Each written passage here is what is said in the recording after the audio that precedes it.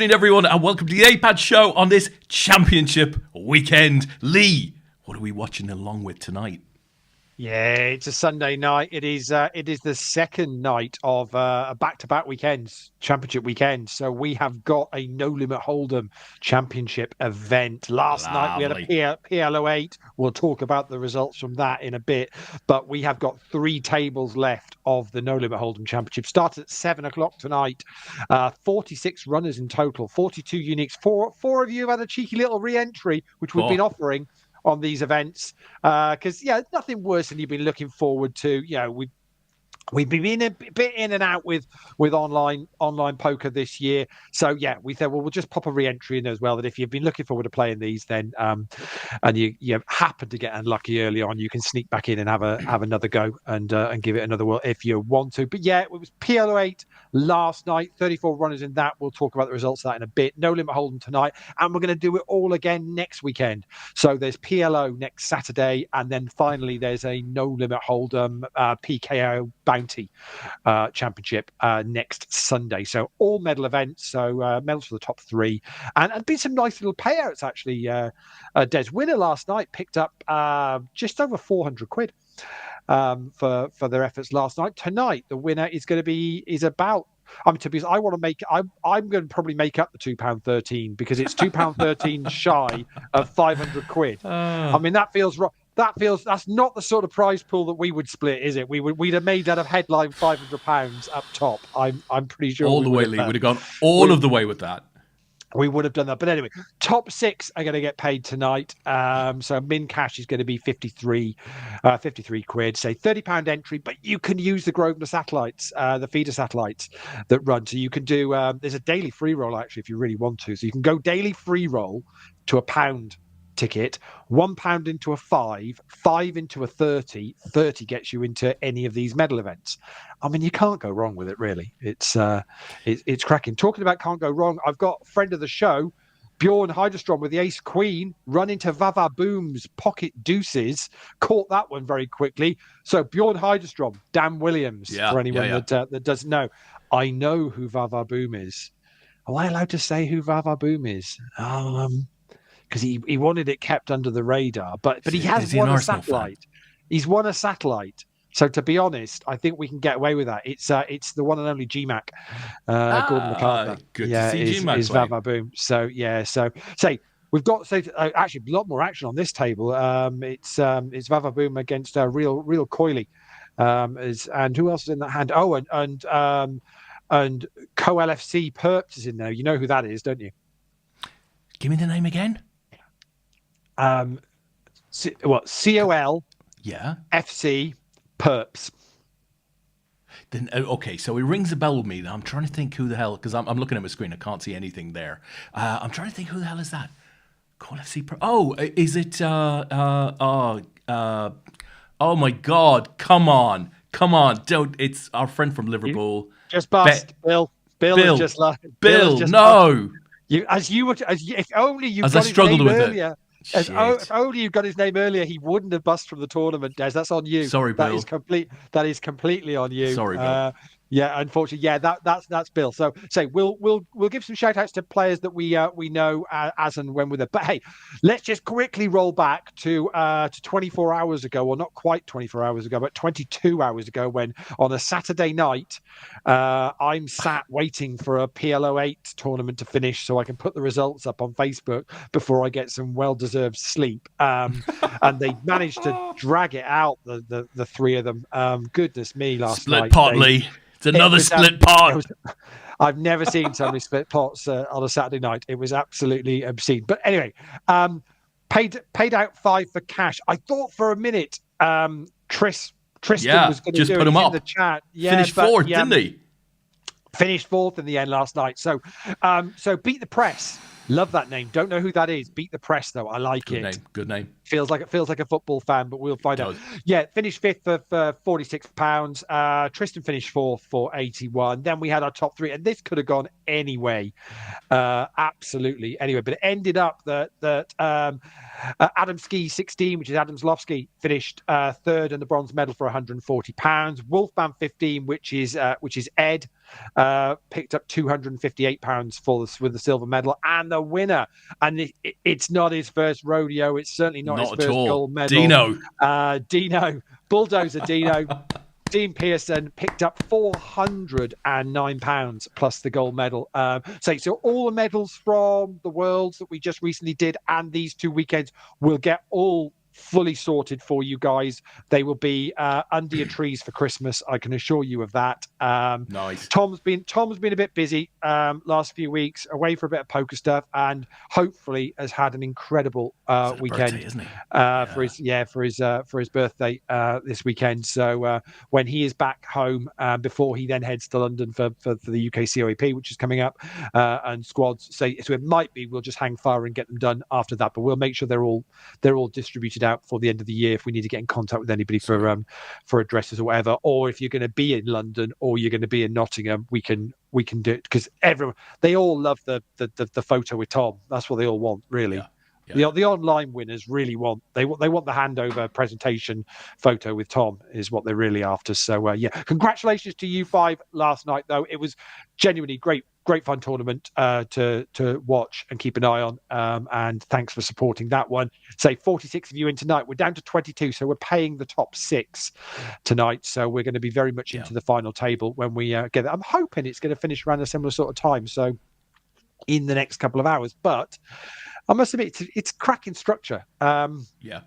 You sat down with 20,000 stack on a 10-minute clock, which is 200 bigs if you got in at 7 o'clock. Even if you last minute late regged it, you got about 30 bigs to sit down with after 2 hours. So 12 levels. Phenomenal structure. So plenty of play to get involved with.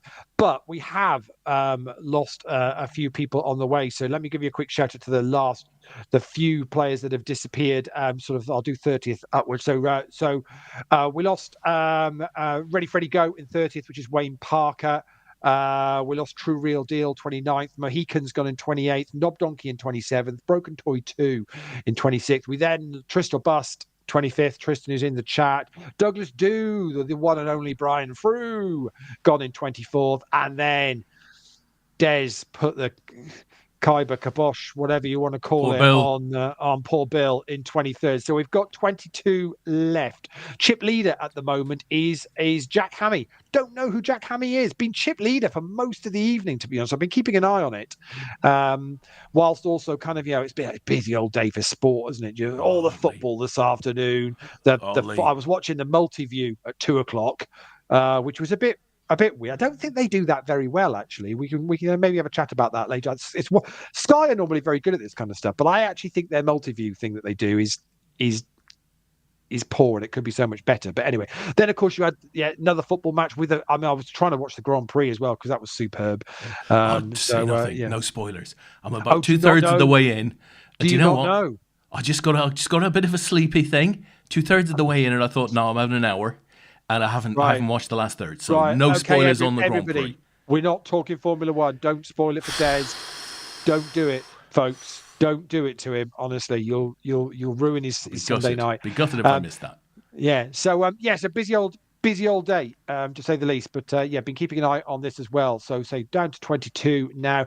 So I mentioned Jack Hammy. So Terry Ball is second in chips. Two Cats. We've never quite worked out who Two Cats is. And I've had a look and I can't find anyone to be 100% sure who that is. But Two Cats in the top 3 as well. Mentioned. No! It's a goal. Sorry, Lee. PSG have just scored a third and a lead goal in the 6th minute. Does that matter? Whoa, it matters, Lee. Of course it matters. If you're involved in a French betting business, PSG scoring a winner in the 95th minute is bad news. It's not good. It's not good for you. Fair enough. Okay. That's fair. It all gets mad. So the Beast 72, currently 5th in chips, which is Joe. PT Buto is Rich Baker, currently in 6th. PRJ 78, should know that. Don't know who that. Can't think who that is at the moment. They're still in. Sir Cross is Nick Crossfield. Patrick Conn. Can't think of Patrick's surname for the moment, but I'll come up with that one. Bob Mouse is Bob Bullman. Vialo's there as well. Ram Raider, Forking Hell 93, Tom Sawyer, Greavesy, Blue Nose 1875. We haven't worked out who Blue Nose 1875 yet is, have we? We're still working on that one. Real Coily, the Ambler Man, who I've been told who the Ambler Man is, and I can't remember. Bjorn Hydrostrom, who we know is a friend of the show, Dan Williams. Pez 27, Paul Haycock is still going. I say still going strong. He's got just shy of a starting stack. I mean, he may well have just absolutely late regged. No, actually, no, he hasn't. He was playing earlier on, so he's obviously just been. He's nursing a stack, I think is what they call it. Des nursing a stack, and Tony Ross is there as well, and currently bringing up the rear, so to speak, is Bulldozer Dino. So short stack at the moment. Only just though, to be honest, for the double. Paul, Tony, and Dean have actually pretty much got very similar stacks. All got about 15,000, with blinds currently at 501. So they've all got 15 bigs at the moment. And obviously on the screen, I show the number of big blinds, so you'll be able to see that. So yeah, we've got all three tables on the go, so we can try and pick up any hands as they happen. But as I say, it's still quite a lot going on at the moment. Yeah. So we'll keep an eye out. Leigh, the chat box. Right, we're 12 minutes in. Let us give the chat box some attention. So Mohican, reasonably quiet. Mohican, Carl Jones. Yeah. I know that one. Yeah. Sorry, Carl. I know that's Carl. Yeah. So Carl said hi and unfortunately went in 28th. So not that long ago, but good to have you on the stream, Carl. Hope all is good. And Trish said, sigh, early bust out tonight. Just didn't get anything going. Good luck, those still in. Of course, as we said, Trish bubbled the medals last night. Just lost Tom Sawyer, ran into the aces of PRJ 78. So yeah, there you go. Not a lot you're going to do about that. Leigh, I did a bad thing once and I was banished to the desert for 40 days and 40 nights. But that wasn't the problem, right? The issue was that they said, Steve would have to come with me. Steve's there with his Leigh Des Duffy and Lee Wiltshire. And hopefully, Steve doesn't want to talk about football today. Oh, he's back. He's back from Malta. Oh, I'm assuming he's back from Malta and he's not had an extension to the holiday. I hope he's back in one piece. Maybe him and Mrs. 40 have decided they were enjoying Malta so much they're just. I don't know whether Steve can work remotely. What he does, I think he can actually. He does sort of IT stuff. Into wires, he plugs in and out. Laptops and stuff like that. He might be able to do that remote working thing from a sun-kissed island. No bother whatsoever. But I know they had an absolutely cracking time. Do you know who had a smashing time out there, Lee? Lots of people had a smashing time. This lad had a particularly smashing time. One Gaz Howard. He did. How well did he do? Came back, as I said last week, hopefully came back with euros in his back pocket. Be disappointed if he didn't. But yeah, had a 5,800 odd euros for a deep run. Finished 17th in the main event. Outstanding performance from Gaz. Yeah, no, superb performance. And absolutely smashed the numbers out there. I mean, our event was just, I mean, as I said last week, we were one shy of 800. I don't know why Tom didn't drag somebody in off the street and make them play it.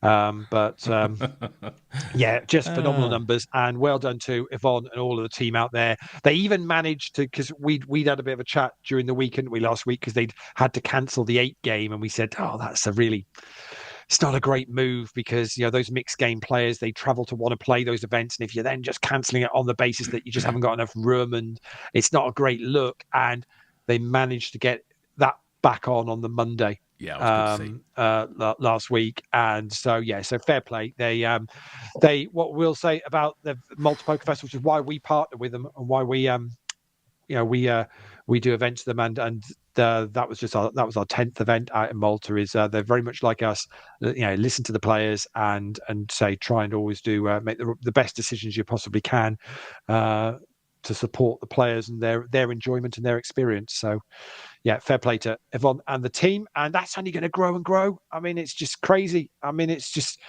poker boom is just going on. Did you see this week they've looks like they've gone early but they're really starting to push Irish Open satellites already. So the iPoker network, they start tomorrow. They start on PokerStars in a week's time. They've already been running them on Paddy Power for the last number of weeks. Obviously, there's going to be a bit of a clash next Easter, because the WSOP Europe is going back to Prague and is clashing with the Irish Open. But the Irish Open are coming out, fighting on a number of levels, and and they're going, right, well, let's get these players with satellite seats won. Yeah. So they said they're going to travel to Dublin. Yeah. Too soon to get the Irish Open back on Poker Raffles? No, I don't think it will be. I think we'll certainly, one of the big seats of the year. I think we'll be certainly looking to do that. And obviously APAT are out there. We're out there next year on the first weekend for an APAT Championship event as well, our Irish Championship event, all right in the middle of all the mixed games and all the good stuff that's going on. So it's going to be huge next year. So if you fancy doing it, now's the time to get in early and start playing some of these satellites. As I say, they're starting on iPoker from tomorrow, which is the Grosvenor network. So you can qualify through there. I think they're already in the lot. Yeah, there's already a tab in the lobby. Just sits one above the APAT one. So if you're in the tournament lobby, you'll see the APAT tab, and Irish Open just sits one above. So well worth getting involved in those. But I'm convinced next year is going to be just huge. Yeah, absolutely huge for poker.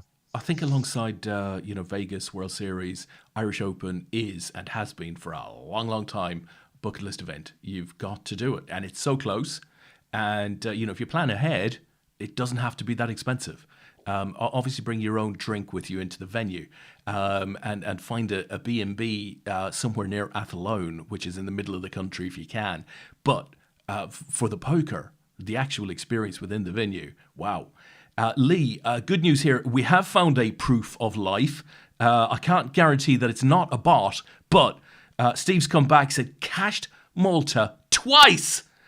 He can work remotely, and he confirmed they did move the 8th game to the Monday, but he said, as Des said before, I struggle with just one game. Lol. I think he's been modest there, Leigh. Yeah. He doesn't struggle with one game. He's got his one game off, it has to be said. Yeah, I think Tom, not the GOAT, jumped into the 8th game on the Monday. Well deserved. Yeah. How did he do, chance Leigh? to play an 8th game. I don't think he did it for long. I think he went to dinner. As well I heard. So yeah. Leigh, it might be too early in this stream for this question, but I'm going to ask it anyway. Steve's just brought it up. He says, did you enjoy the Traitors Celebrities? Have you seen the first 2 episodes of No Limit on WSOP YouTube channel? So why don't we just touch on the first of those? Leigh, did you watch the Traitor Celebrity Edition over the last few weeks? Magnificent, was it not? It was, and no spoilers, obviously. Well, I don't know whether no spoilers, because I think it's pretty much been everywhere. Oh, so to fantastic. be honest, if you've managed to avoid the result, then very well. Spoilers then. Let's have spoilers aplenty. So I think but I'm struggling with how that ended. I really am struggling with it. I can't get my head around. I think Mr. Nicey Nick, right after several days, something weird went on there. I'm not sure what it was. I just think he did the maths. He an excellent game player, Nick. I was super impressed with him. I think he did the maths in his head, and he probably said, "Look, I'm going to look like an incredible fool if Joe has been playing me all of this time." And I can't be absolutely certain he's not. So if it is one of the other, so if it is one of the other 2, I'm either going to look great because I've pulled him last minute, or one of the other 2 is going to have done me, and that's okay because they're nice. But maybe. And David was kind of on the fence, right? He could have gone one way or the other. Well, the bit that I found really bizarre is that when he gave the reason of, and he said, "Well, look, because you chose to vote for Cat." Well, yeah, that's what he said he was going to do for the whole bloody thing. I mean, he was saying it to the camera. He was saying it to the camera in his individual interviews, and certainly he was talking about Cat, right? But at the same time, which I found remarkable, he was sort of saying, "So I know it's Alan and Cat. I know it's Alan and Cat, But I think I'm going to vote for David because then we can vote for Alan. No, I couldn't understand the logic behind that. No. At that point you can't. If you get it down to 2v2, exactly, you're in trouble. You're Potentially you're in trouble. Yeah. Well, you are done for then, because the other two, are going to stick together unless one of them subs the other in the back. But it's not likely to happen. But yeah, highly entertaining. I think it's very rare for a celebrity version of a show to be better than the kind of the normal version. But actually I think this is one where very much actually it's taken it to a whole nother level of watching. Very good indeed. Fantastic. I think the big thing, the big takeaway is almost certainly that it's kind of easy to understand who people should be voting for if you're watching the thing. It's evidently not as easy to do so if you're in it. No, it's when you've got far more information than you get. But obviously, it's another one of these things that's very well produced and edited down, right? And edited down to a way of there is a certain narrative and a storyline that they want to happen, and there is a traitor rule book for how to run the show. So if for example, if they'd have got a second traitor off like too earlier, then it would have flipped. They'd have had to flip the storyline again to make it work for it. They've got to get to an end game, which is perfect. Otherwise, there's no point in it being there where it's there is no jeopardy at the end. So they will always make it and twist it that there is some sort of jeopardy. So it's kind of it's manufactured and produced to that extent. But highly great fun to watch. Very enjoyable. Bob is saying, like two women gossiping. It's not the first time Bob's pulled us up over our non-poker commentary, I have to say. He's right. So just to be wary at the moment, we're down to 20 players. There's three tables on the go. There's some chips moving around, but there's not a huge amount of anything else going. Since we last, I last said, we lost Tom Sawyer to the aces of PRJ 78. We've lost Bjorn Heiderstrom, Dan Williams in 21st. Other than that, it's all very quiet. It's all very quiet in the hood. Amazing. Jack Hammy is still the chip leader, and Two Cats is still up there. The Beast is still up there. Bob is still there in 7th, quite happily with sat on about 40 odd big blinds at the moment. So Bob's sitting quite happy. It's sat in a nice place at the moment. Average stack is 46,000. They're currently playing 600, 1,200. So average stack is still kind of 30, 35 bigs, something like that. So super plenty of play. I mean, I hope they're going to get it done before midnight. It is a school night after all, Des, and we don't really want this running too much past midnight, or we'll have to. We'll just cut them. We'll just cut them. We'll have to split pot, Lee. We'll split have the to money. head up to the APAT tower and start murdering them. That'll be the only thing for it. I've got a list. I'll be honest. Bob's near the top. Bob's up there. Right up there. Yeah, right. Don't tell anyone though. Shh. Yeah, no. Obviously, because I won't actually vote for him. When I've said I will, but I won't. The Joe Marler school of traitoring. I must admit, I did love that. Yeah, I know who it is. It's Alan. It's Kat. But I'm going to vote for David. Yeah. 5 to the hour. Players are on a break, and so we will let them have their break. And although it's actually still one hand playing by the looks of it. So as it did flash up, but those two are just seeing at the last. Oh, actually, we might have some action because Dino put 7 blinds in. Yeah, so a little min raise pre, and Dino's gone. I'll raise that up to 7 bigs, and it's our chip leader Jack Hammy, who's made it 18, and Dean folds. That's the last one before the break. So players are on a break for 5 minutes now. So we will do that. Let me see whether, whilst we're on a break, whether the fantasy football game is just updating. So was there football today, Lee? Apparently, there was. Yeah. Just what you're looking for. So the leaderboards haven't updated yet, but what I can show you is. Here we go. So, APAT show, fantasy football. We haven't talked about this for a little bit, and we're going into the international break, so now's a good time just to give an update. What I can say is I'm pretty sure Reedy's Robbins, Matt Reed, is going to be our leader going into the break. Now, it only shows that he's got 5 points. Lee. Can you make that bigger? There we go, so everybody can see that. Yeah, there we go. Good man. Bear in mind when I now click on something else, I'll have to bring it back. To zoom back. So he's probably going to be our kind of leader going into the international break. You say he's only showing 5 game week points, but he has got more than that. It's just it's currently refreshing. So let me click into his team, and actually that might because I've done it like that, it might get his team in a good way. Yeah, so he's actually going to end up with 38 points for the week. So a lot of points scored today. He's actually trouble is I haven't got full stats on that. Let me bring that back out a little bit so I can. There we go. Let me take it to there. So his overall ranking is 65,000th pretty much out of 12.4 million players. Insane. Yeah, that's insane. Yeah.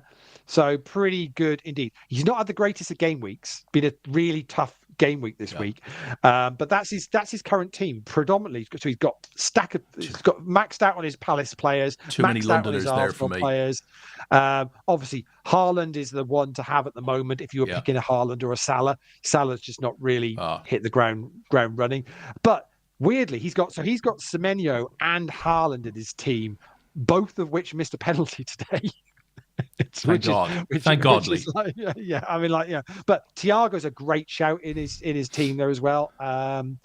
From Brentford, 2 more goals. So I think pretty much he is going to be our leader, Matt Reed, going into the international break, and a decent position in the overall league. That's very impressive. I'm not a million miles off this. I mean, I'm in 12th. And it's showing 33 points to me, but actually I've bagged a load more today as well. I think I'm 55 points for the week is going to see me good. So I'm in pretty good state myself. Brought João Pedro back in. Are you in the top 3% of the game? Probably. Yeah. Well, I mean, that's not bad, Lee.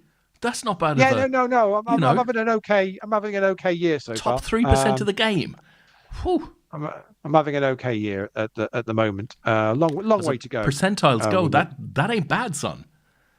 Yeah, as Harry might say. Is that top 3%? Well, 12 million. So you'd have 1.2 million would be top 10. 120k would be top 1. So 3, right? Roughly. I mean, you're 2.8 or something like that to be. Yeah. So I'm saying we're doing all right. Obviously big thing coming up. So this is game week 11. So at game week 15, I think it is, or 16, when the AFCON kicks in, they boost everybody's transfers up to the maximum 4 or 5, and obviously you've then got a lot of changes to consider for that Christmas period. So from game week sort of 15, 16 through into the new year.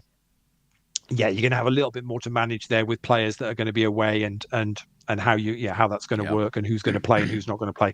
So so some big changes coming up obviously in the next couple of weeks with that going on. But it's going well for me at the moment. I'm avoiding Liverpool players obviously because me too, Lee. Because you're on a relegation form at the moment. I think we'll be fine. Top 4.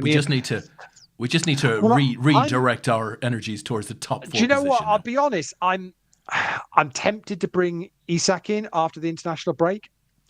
I wouldn't bring him in too soon. But I've just got to know he's going to play him. And at the moment, I don't think he's got much confidence in who he's going to play or what he's going to do. So, it's good. It's going to be an interesting one. Ekitike's done well over the weeks, I have to say. He didn't get much today, but... Yeah, not huge. Give a couple of quick shout-outs because the players are just coming back from the break. So Matthew Redfern currently second in the APAT show leaderboard. Gary Hollands is there as well. Andy Shaleski as well. Mark, if you're anywhere up near the same score as Mark Porter, because he's professional. He does this for a living. Absolutely. The one and only Glenn Townsend is high flying in there as well. Mike Skitt is up there. Alan Story, Alan Horsburgh. Lee. You passed a celeb there, John Hurd. Lee, it's just a slight misspelling, but I loved him in Alien. Amazing. Oh, right. Okay. Yeah. Fine. Excellent. So Paul Jeffries is there, Dave Brady, Curtis Ledger, all in the top Wow. 20. So yeah, Mark Shepston as well. So yeah, say loads. And the numbers on this are I'm not sure how many we ended up getting in this league in the end. I'm still going. Hang on. Did we have to pay them all for page. joining, Lee?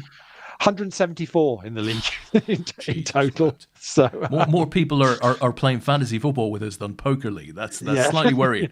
And in a slight, and you beg the question in 160, Ryan Kilby. You thought wow.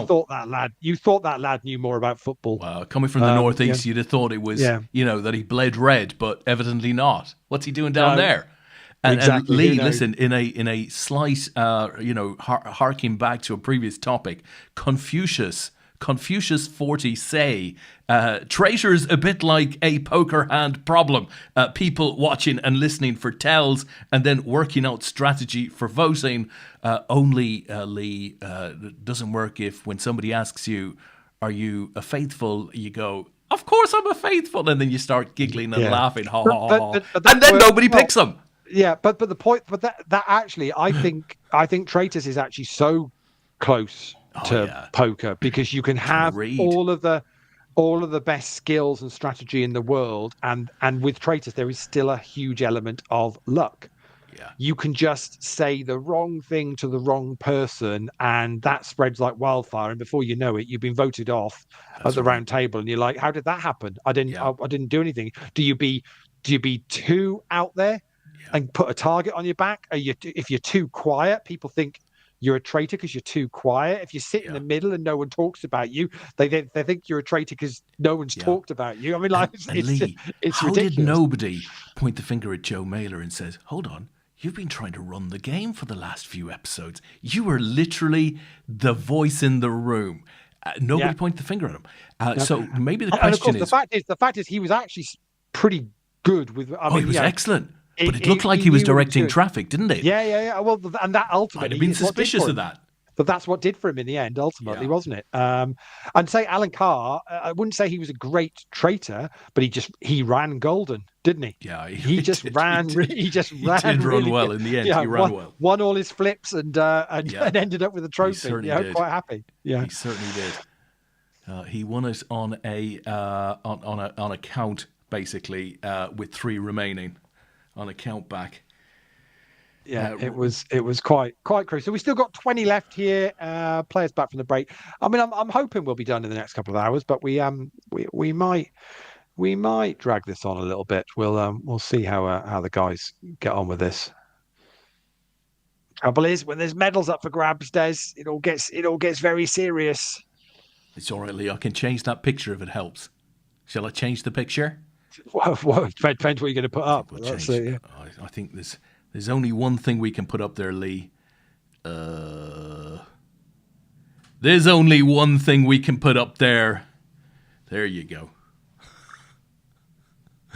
I think they'll want to finish quickly now. Absolutely. I mean, why not? Just as we say that, got some action. Blue Nose is all in with Ace Jack against the Ace 7 of PRJ. Timing. And the Jacks are going to be good. And it's a double up for Blue Nose. 1875. I don't know why I'm thinking 1875 is Birmingham City. But I think Blue Nose is Everton, isn't it? It's Everton, yeah, I'd have thought so. Is 1875 Everton? It could be. Liverpool were 1896 and Everton were obviously prior and played at Anfield prior. So it could well be. I'm trying to think who our Everton supporters are. And was Mike Scudder, I think, was an Everton fan from memory. I might be wrong with that. Do you know there's a limited company called Blue Nose 1875? 1878 Blue Nose 1875 Limited. Wow. Maybe this is... I don't know. No, you see, when you Google Blue Nose 1875, it comes up with Birmingham City stuff. Oh, maybe it's a Midlands thing then.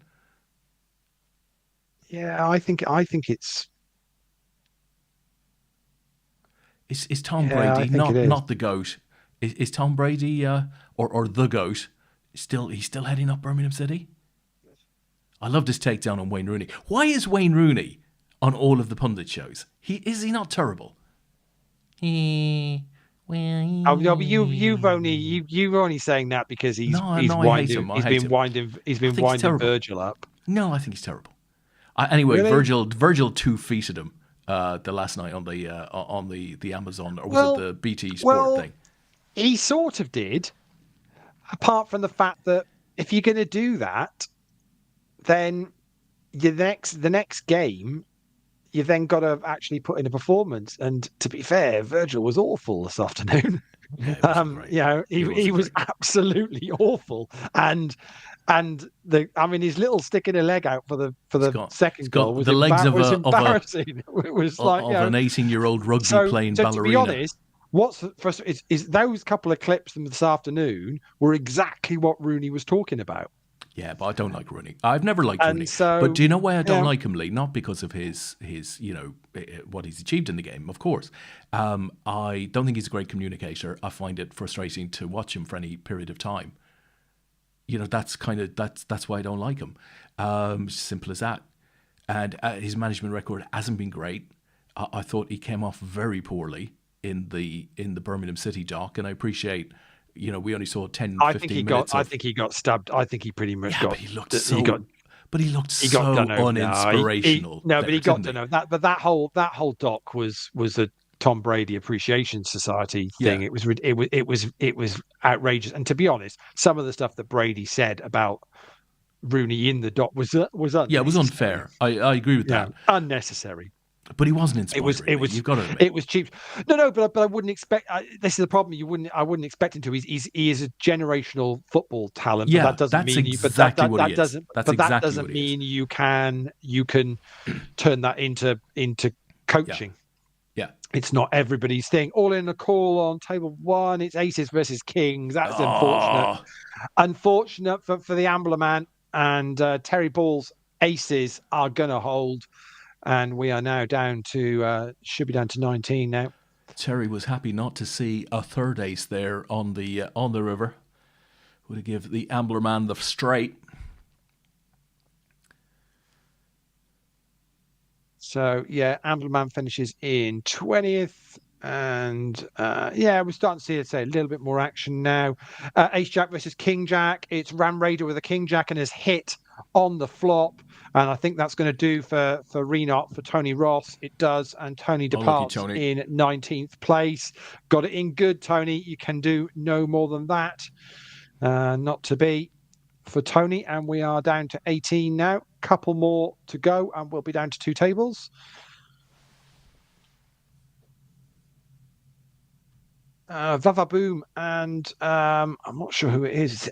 Even though they've updated this software for King Hell, even though they've updated this software, they've still got the thing where when a player's in a hand, it covers their name. It's the most infuriating thing of the graphics. It's like, how difficult would it be just to change the animation on the graphics?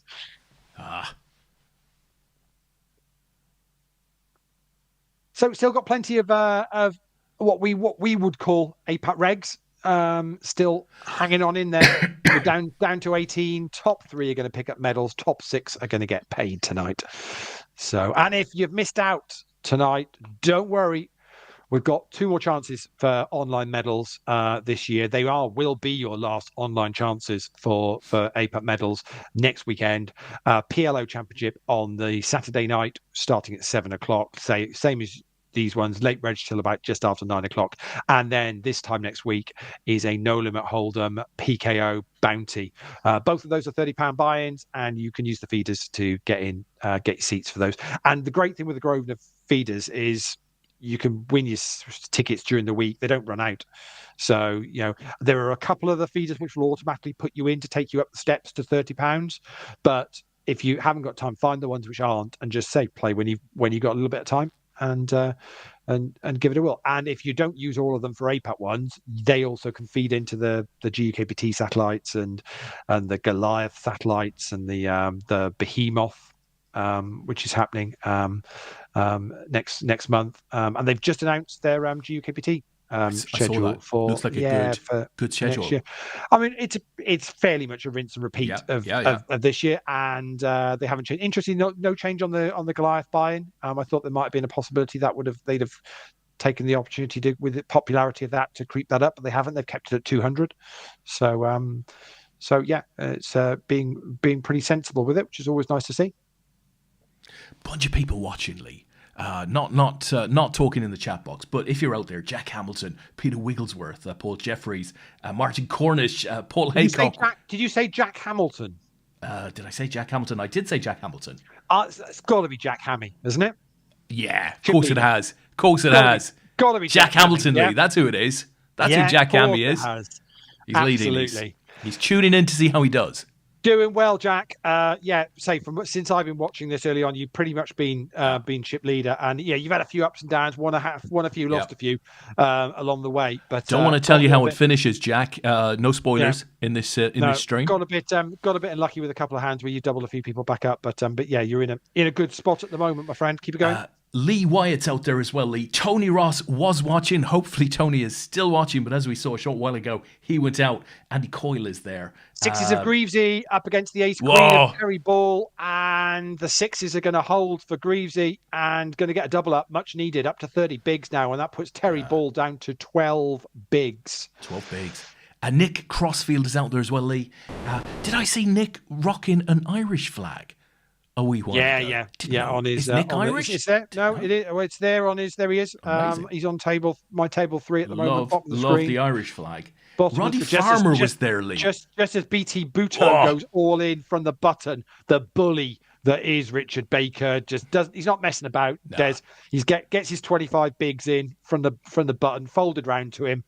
Not even gonna think about it. Just get those chips in the middle. I don't know if you saw a few months ago, Richard, I think, with his partner, much better half, I'm sure, they did like a road trip around, I think, possibly to Italy and back. Oh, very nice. Looked very nice. I love the thought of a road trip, I have to say. Have you ever watched The Trip with Steve Coogan and Rob Brydon? No. There's been about 3 seasons of them.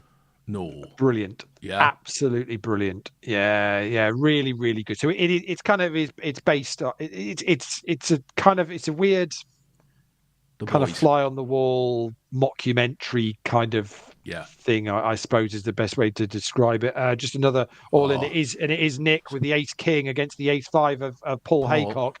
Paul on the end.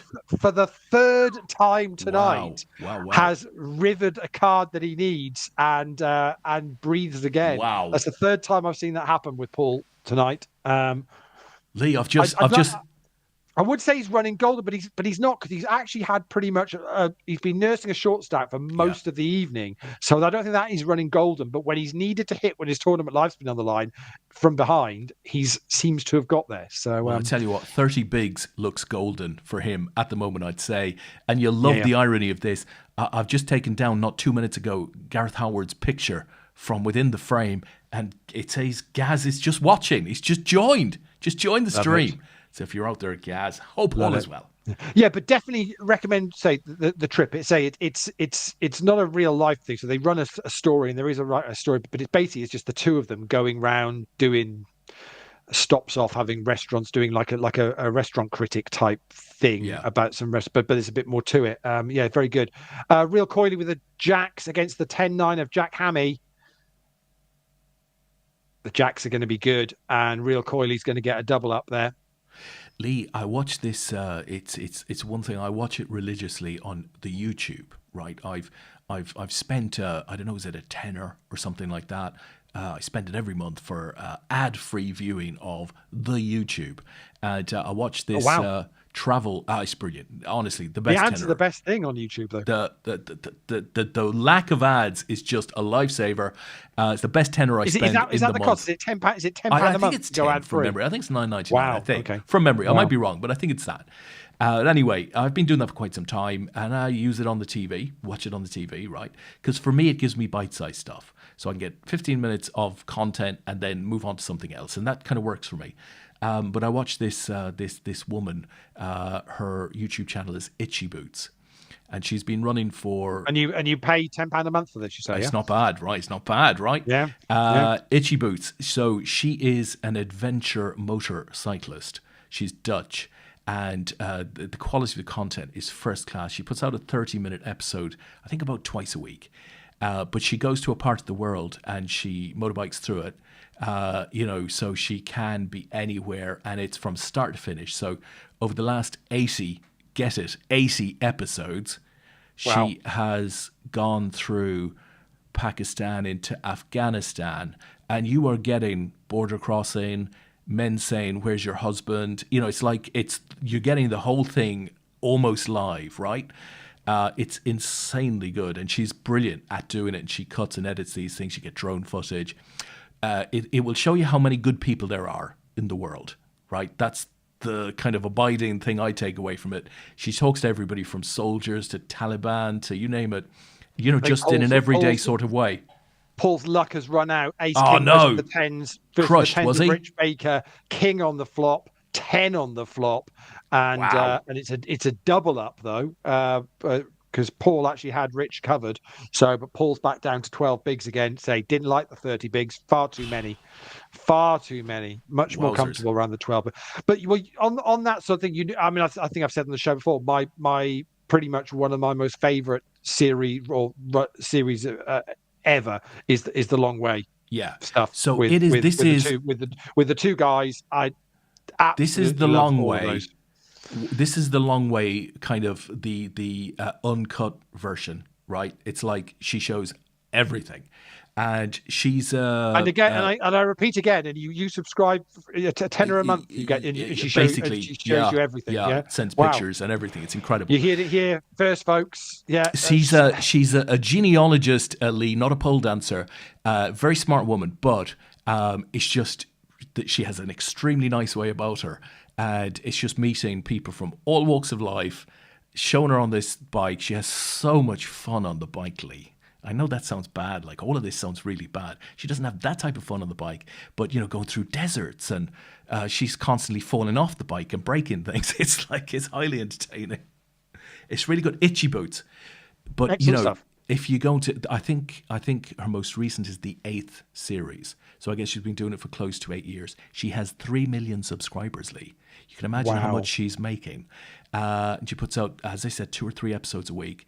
I think she's on a break at the moment. She'll be back in next week. She's gone into Tajikistan, and she's going to Japan.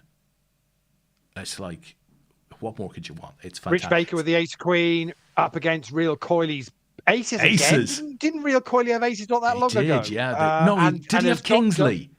Might be, but it's got doubled up again anyway. So, and Real Coyley is Andy Coyle. Because Jamie Lackenby is in the chat saying good luck to Andy Coyle. And Gaz is there and says, "Howdy, boys. Howdy, Gaz. Congrats again, my friend, on your amazing result from Malta. We talked about that earlier in the stream if you missed it."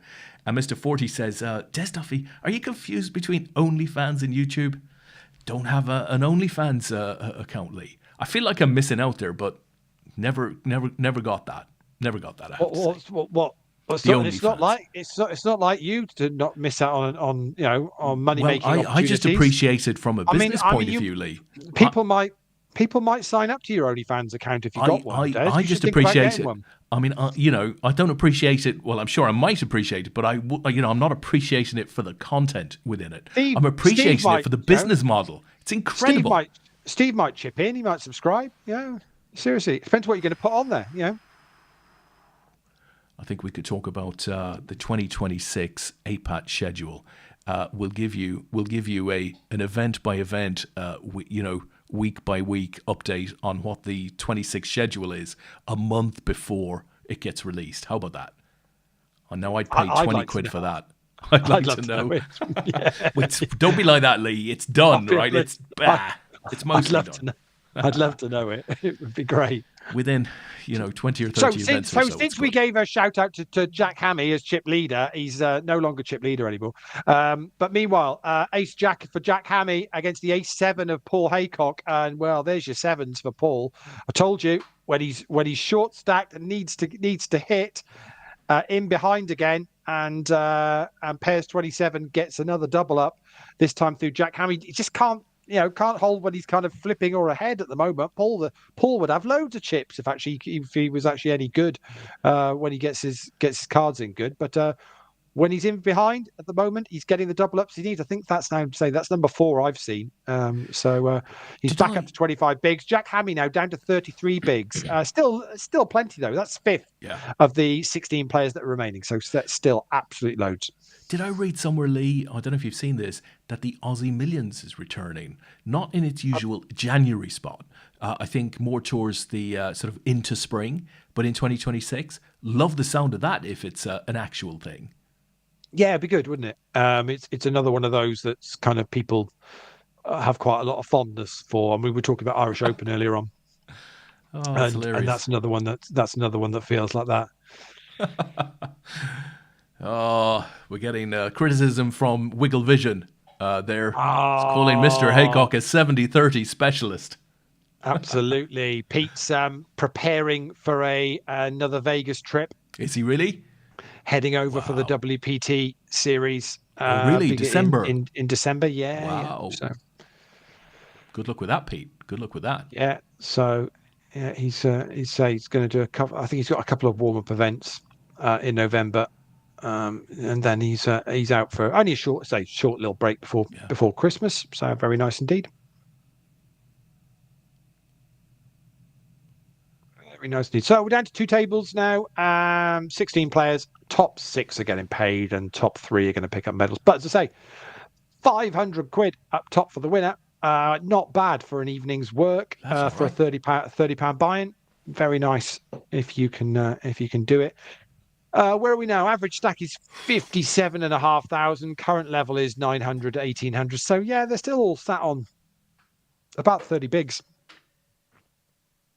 So, but short stacks now. Let's see. Of the 16, it's Nick Cross is currently the absolute shorty. But even Nick's still got sort of 15 bigs.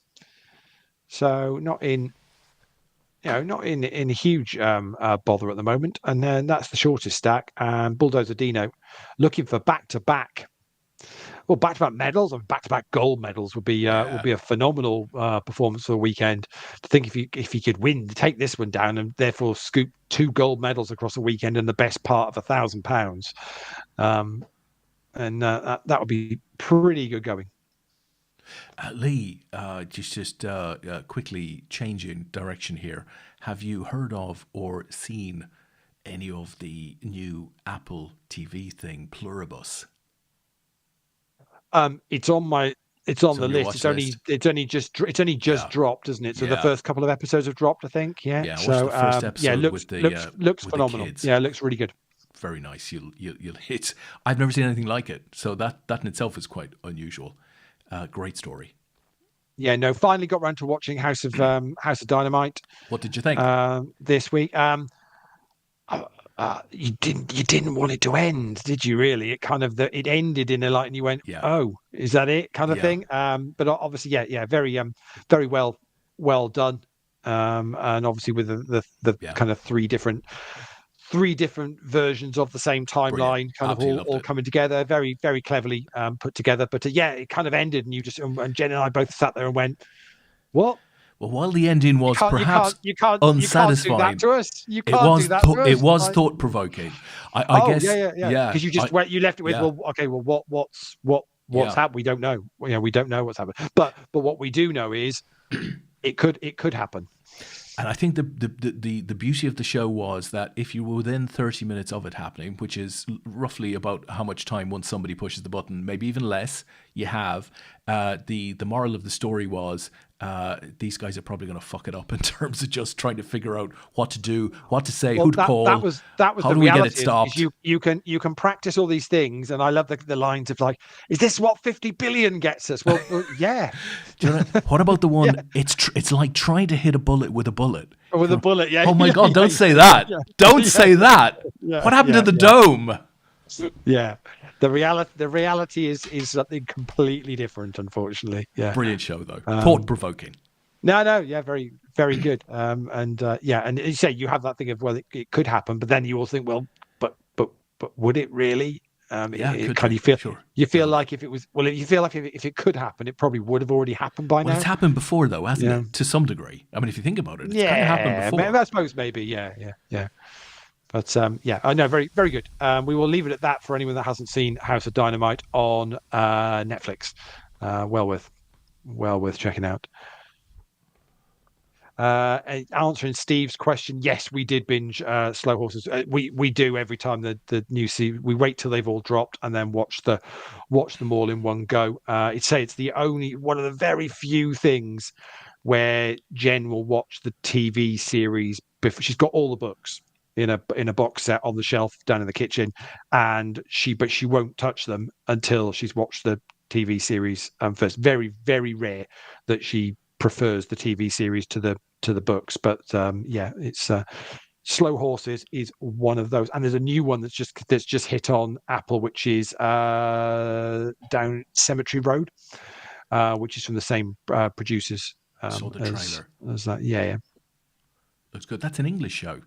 I when I first saw the name, I Yeah. thought, oh, that's going to be a US type thing, but actually, No, looked really interesting. Yeah, no. So that's so that looks pretty cool as well. So say there's loads, absolutely stacks of decent stuff on at the moment. I sat this afternoon and watched Frankenstein on Netflix Any as well. goodly? Yeah, really good. Yeah, Really? really good. Yeah. Yeah. I mean, it's obviously it's not telling a story that you don't kind Yeah. of already Yeah. know, but visually excellent, and and a different kind of twist on some of the some of the things you might have seen Yeah. in the past. Yeah, no, thoroughly. Mind you, it's like 2.5 hours long. It's a long old well, but it genuinely kind of flew by. It didn't feel like, sometimes you can watch something which does. It's like Oppenheimer. Yeah. I didn't feel like it was as long a film as it is. Sometimes Still you can haven't watch a watched film it. and you're like an hour into the film, you're like, oh, when's this going to end? When is this going to Yeah. end? This, but yeah, a proper good film where it can be 2-3 hours long, and but that's become the standard kind of thing. We're gonna have some action here, I think. Because Bulldozer Dino is all in and has been called by Blue Nose 1875. Oh, It's 10s 10. versus 6s, 10 on the flop. No, nothing. No, I was to say, is there going to be an out that there's not actually at all? And so we lose Dino in 16th place, and Blue Nose 1875 is going to be up to nearly 40 bigs now. Yeah, but you always say sign of a good film is where that sort of thing Just flies by and you don't don't even realize it.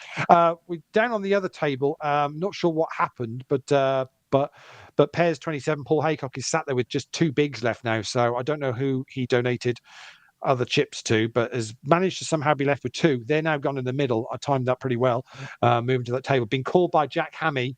Been called by PT Buto, so we're on a triple.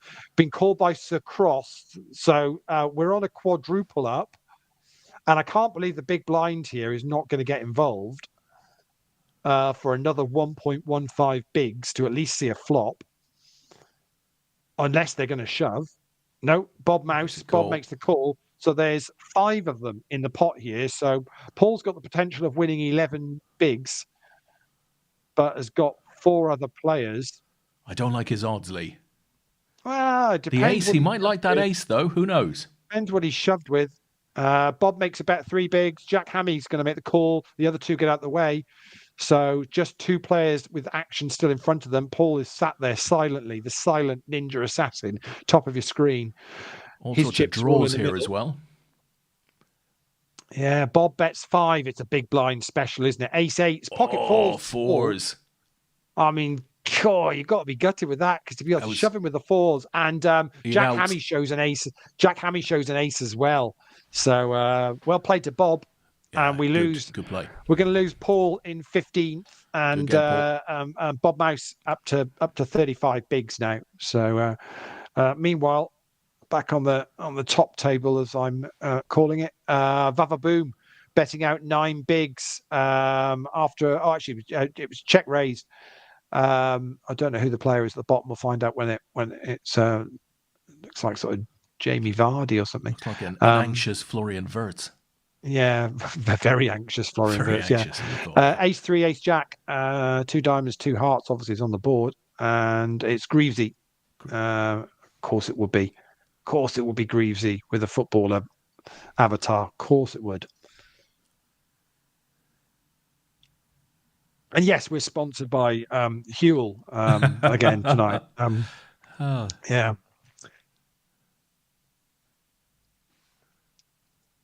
See, he's roped other people into doing his Huel adverts with him now on Stick to has he? Football. He's had Carragher's done a couple, and he's even got some of the production guys to just like bounce off a conversation. I mean, I dread to think how much Huel are paying them. Oh dear. what they're doing. It's Oh dear. don't miss an opportunity. But they're all doing it. I saw was it one night on last week on the United stand with Mark Yeah. Goldbridge guy. Yeah, he's Huel. He's got Yeah. Huel Yeah. sponsoring them for a day, and I think he has one of the food delivery companies one day, and Yeah. then I mean, there's no doubt, Lee. he's got deals with about 4 or 5 of them, and Yeah. is it Boohoo, I think, which is a clothing company. I think they do some as well. I mean, I don't know. I've no idea what these. So say you've got, I don't know. Say you've got 1 million subscribers on YouTube or something, and you're getting tens of thousands of watches or whatever you're doing every week. I've no idea what a company would pay to then promote on your channel or what. Potentially lots, Lee, because from a marketing spend point of view, you might spend on everything from TV adverts to paid media like Facebook or what have you, other stuff like direct mail or affiliates, or you spend money on all of these things. But now influencers is a line that people dedicate a lot of money to. So I don't know. I don't know that they always get the most value back, but they do get a lot of eyeballs on the product, and over time that tends to work. And you look at the likes of Goldbridge and Co. They've been, doing everything from Harry's Razors to Manscaped to you name it for several years. Quite advanced in that. If you were launching a product, it's not the worst place to do it. So Paul's in the chat and just said it was Ace Queen against Nix Jacks, and Nick's in chat as well. So it says lucky Paul, and Paul now wants Nick to win, as that's where his chips went. To be fair, let's say that's where Paul's chips went. I mean, Paul's chips went to a lot of different places, and then he took a lot of other people as well. So they weren't, he's like a Hong Kong trading floor. I was going in the 80s. Paul's stack of chips is a bit more like a pick and mix. It's like chips. The Bearings pick and mix of poker. Yeah, love it. Absolutely. So Paul wishing Nick all the best. So we're down to 14. And this is ticking down quite nicely at 10:30 on a Sunday night. I got a story for you. You mentioned Boohoo, right? Which I think is is it like a fashion brand or something? I think it's just a clothing. It's just they pretty much sell everything online clothing thing. I think. Yeah. I do not know if it's connected at all, but back in the day, started the .com boom. So the early 2000s. There was a Swedish founded brand called Boo.com. You probably might remember them, Boo.com. Okay. And they created an avatar called Miss Boo, and it was like the first fashion 3D avatar. You could dress Miss Boo, and you look at the clothes, and lovely, I'm going to buy those. So Boo.com, and they... Is this another thing you pay £10 a month for? No. These guys raised millions, right? As you might expect, back in the early 2000s, investors looked at that and thought, wow, it's way ahead. Everybody's going to buy their clothes online, which of course they didn't. And the software didn't really work on old PCs, and phones didn't really exist for that type of offer back then. So they were way ahead of their time. But they raised millions. They traveled the world by Concorde. There's a book from the founder called, I think it's like Boo or Boo.com. It's on the Boo.com story. Would highly recommend it. It's a brilliant book to read. It was such a great .com boom or bust story. But I worked with the marketing director of Boo.com at Sky for oh God, probably 4 or 5 years. Okay, cool. He's an American guy, very young. He wasn't necessarily like those founders, but very dynamic, very up and at 'em, young guy. But it's a magnificent story. If you ever get a chance to get hold of the book, boo.com, Okay, incredible I stuff. will check it out. I'll add it to my list of things to look into on a Monday morning. Yeah, .com Excellent. adventures. Good. All right, it's all gone a little bit. Yeah, we saw a lot of quiet aces all there, of a Lee, sudden. didn't we? Yeah, A lot of we aces. had a little spat of action. But we'll say we're back on the situation again. But average stack is still 65,000 now. They're playing blinds at 1k, 2k. So they say we're back on the sort of 30k, 30 bigs. Oh, we're gonna have some. Oh, that's weird. What's happened, Lee? Okay. Oh no, I just surprised we didn't see that go to showdown. But Vialio decided no, not going to commit anymore, and PRJ 78 scooped on that one. Just there was a little bit of a flurry of betting, and I thought, well, that's going to kind of But I suppose, stack wise, it's not always obvious when someone's just is trying to take something down pre. And Vialio's in another hand here, this time with two cats. Bets out 2.64. Two cats only got sort of 14 bigs behind, so is now probably one of the short stacks, if not the short stack of the 14 left. Two cats is short stack. So real coily. The B72, which is Joe Gaynard, and Ram Raider 1974 are four short stacks. They're all playing about 15 bigs. Just going to grab a water, Lee. I'll be back in a moment. Yeah, cool. No worries.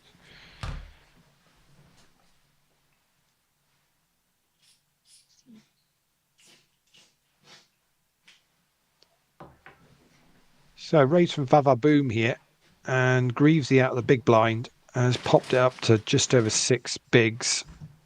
And that's enough to get that one through. Shows an ace. Keeps it honest.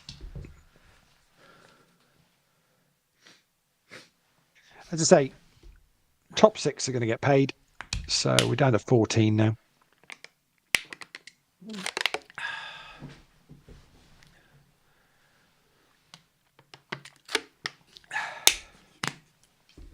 Okay, so Steve's out there and he says, don't forget my second question.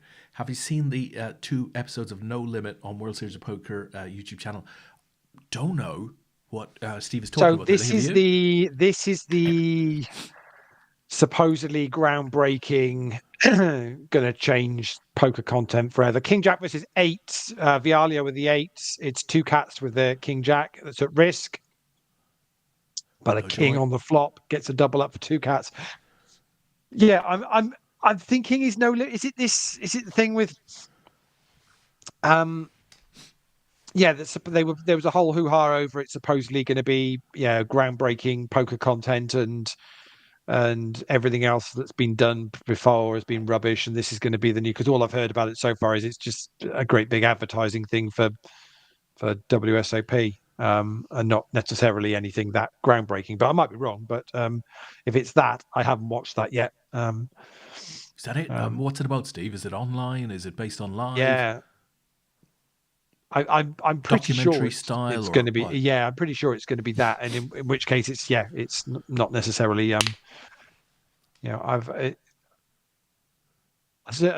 tend to struggle with poker content that's put out by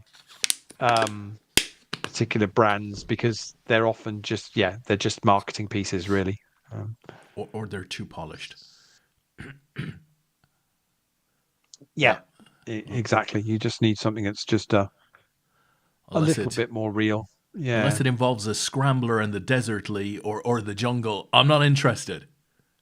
Not bothered. If they're not playing poker underwater, I've got no interest in it. It's got to be something along those lines. to be honest. So whilst we've got people on, we should really just mention that we're only a few weeks away now from hitting London. Genting Casino in Stratford. It's the UK Championship of Amateur Poker.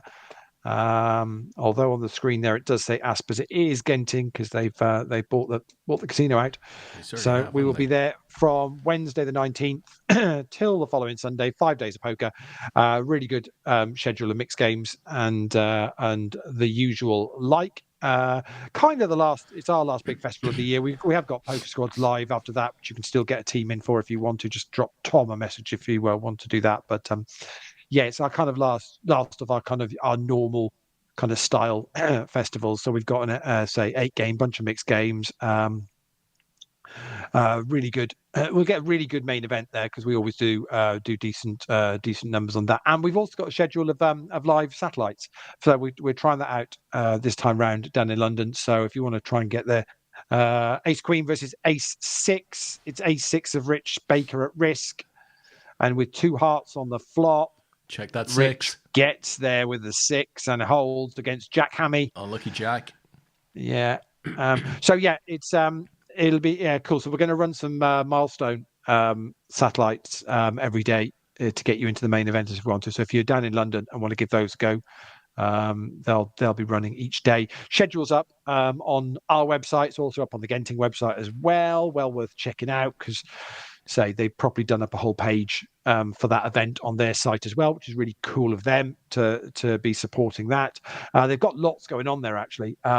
Certainly since they've taken on Stratford earlier on in the year, there's no sign that they're not 100% behind poker in what's a really nice poker room down in London. And it's not as expensive to be staying down there as people might think. So it says there's a bunch of events down there between now and Christmas, and I'm down there for the APAT event, but I'm also I'm going up for the party poker one the week before Christmas, and I was like thinking, it's going to be stupidly, but actually the hotels are pretty decently priced, sort of that week as well. So well worth checking it out. But yeah, we should have a good 5 days there. Tom's there from the Wednesday. I'm there from the Thursday. What are you playing, Lee? Are you playing the main?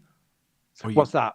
At the party thing? Oh, at the party thing. And if I satellite in for something, I will do. But I'll play the satellites when I'm there for that. And but they've got some fun stuff. Yeah. For the evening stuff. So I'm just going to use it as just you're going up to do a bit of networking, aren't you? I can tell. Yeah, a bit of a break and a bit of a just see what's going on. Catch up with a few people. Last chance before Christmas, and so. Lee, the Oracle. Should be good. The Oracle has arrived in. Good evening, Simon. And he goes on to say, terrible, aren't they? Now, he could be talking about almost anything. He could be talking about the Ace 5 that we saw somebody try and play. I'm assuming he's talking about the No Limit YouTube documentaries. Well, I thought it was really quite fun that you said, no, I don't watch those things, particularly if they're done by brands because they're trying to sell you stuff. And you followed that immediately by saying, play our satellites to Asper, Stratford, or something. Yes! Go get him! Brilliant. So he might well have been talking about that. No, but there's a massive difference. So no, of course there is. I'm pretty sure if that's the one that we're talking about, yes. So yeah. I think so. It's this thing that they've been pitching it for ages, that it's the most groundbreaking, whatever content thing, and all that kind of nonsense. And I don't know, does poker actually need that? I mean, really? I don't think it does. It's the trouble with poker is actually it's boring as hell to watch. Yeah.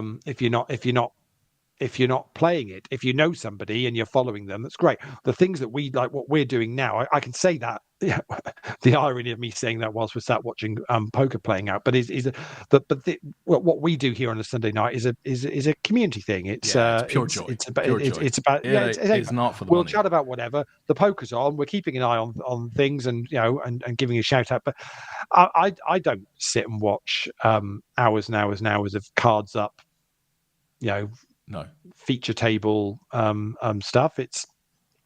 It's not really, and because I think sometimes the character's gone in the game. There aren't a huge number of people that are actually entertaining that you want to actually watch what they've got. Even the big the big names, the Helmuths and the Negranus of this world or whatever, they're not actually entertaining to watch, are they?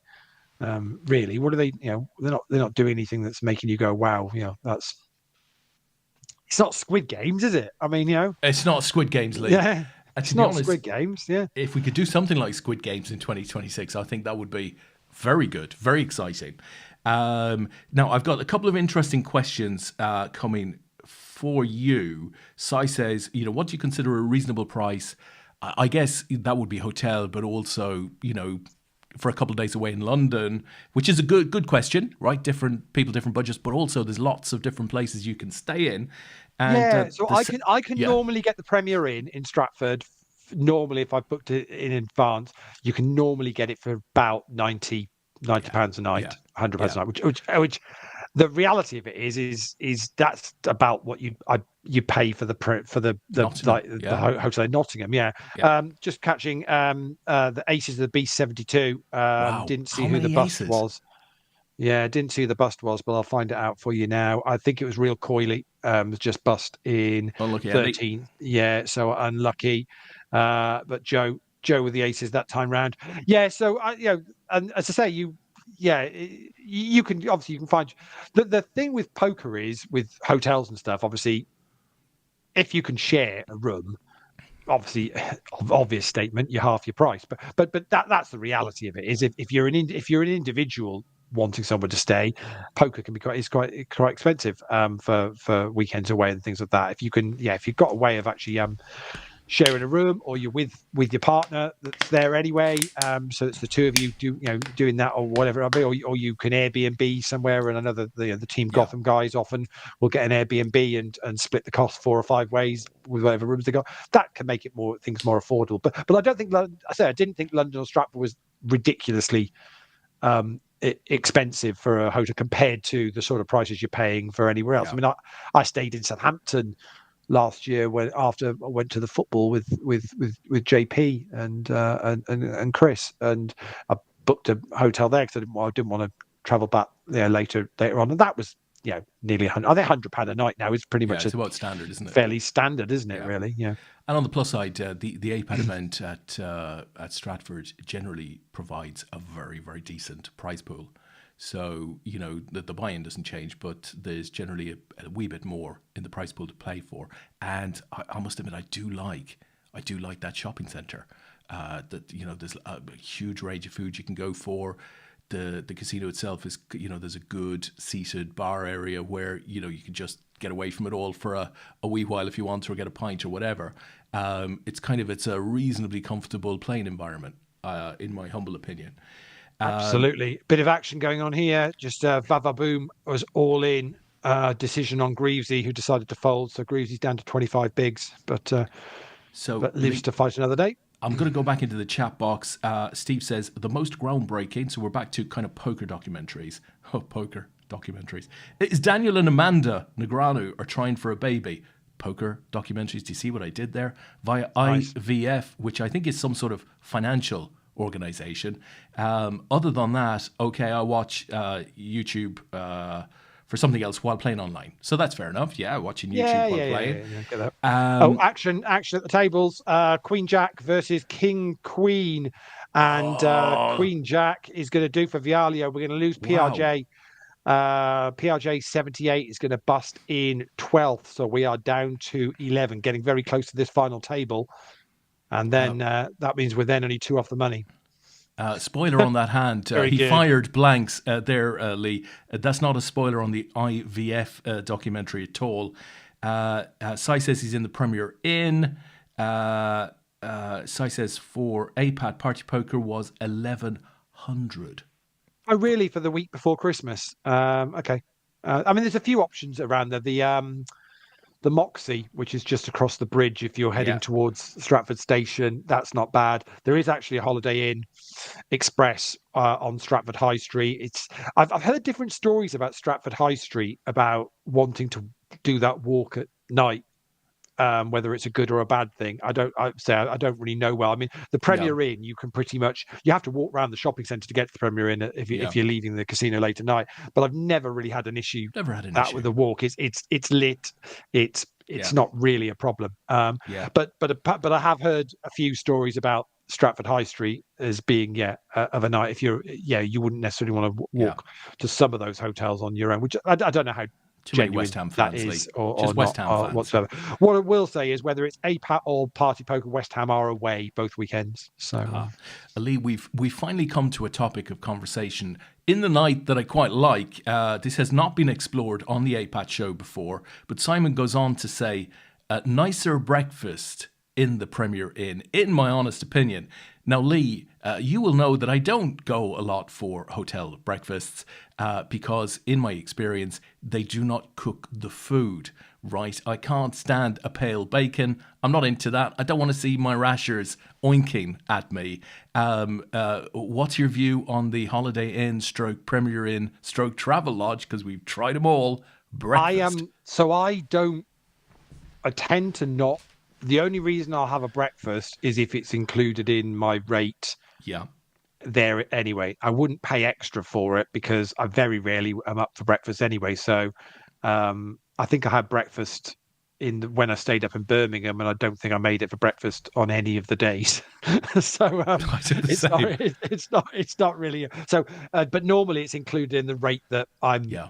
I mean, again, we're all I'm fortunate enough that I'm on a pretty good rate thing with IHG, so kind of a member's rate, which means pretty much breakfast is normally there as standard. I don't mind the one at the Holiday Inn at Castle Marina, and also it's normally that hotel when APAT are in town is I think I swear it's like a local town. It's half local town square, isn't it? Half filled with APATers, to be honest. So it's quite a nice one for going down and having a catch up, and because often sometimes it's a good way of catching up with people that you don't necessarily. When you're in the poker room, they're either playing poker, we're busy, or so you don't really have time. Whereas actually, I've had some of the best conversations at an APAT weekend in that Castle Marina breakfast restaurant. Sat down, just having for 20 minutes, having a natter, having a chat about things. Yeah, it's nice.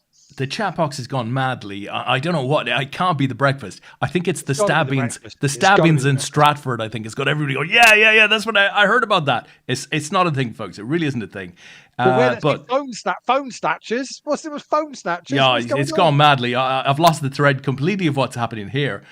So mine was 120 to 150 per night. So this would be Simon's hotel. He's hoping to win a package on Party. Makes sense. Andy puts in a random indeed.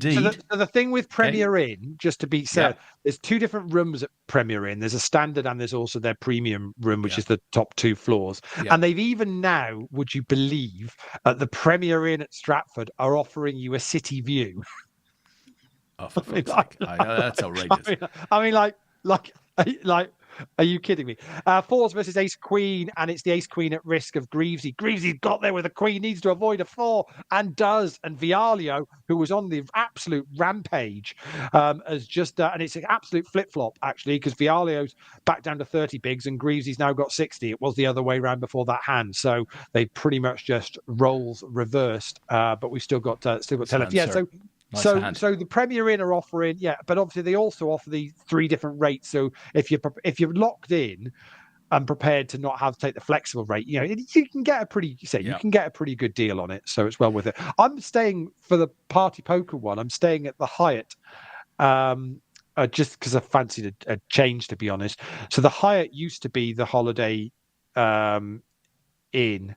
And it used to be the Stalybridge Suites back in the day. And then there was nobody in there for ages, and it's now Hyatt. But they've also taken on the suite. So I'm actually in it's called Hyatt House, which is next door to the hotel, right opposite from the casino. So as you go down the lifts in the casino and out onto the covered street, the hotel is pretty much opposite it. So you've got the Hyatt Hotel there, but then also got Hyatt House, which is basically apartments which have got like a little kitchenettes in them as well. So I've booked one of those for a few nights just before Christmas. So.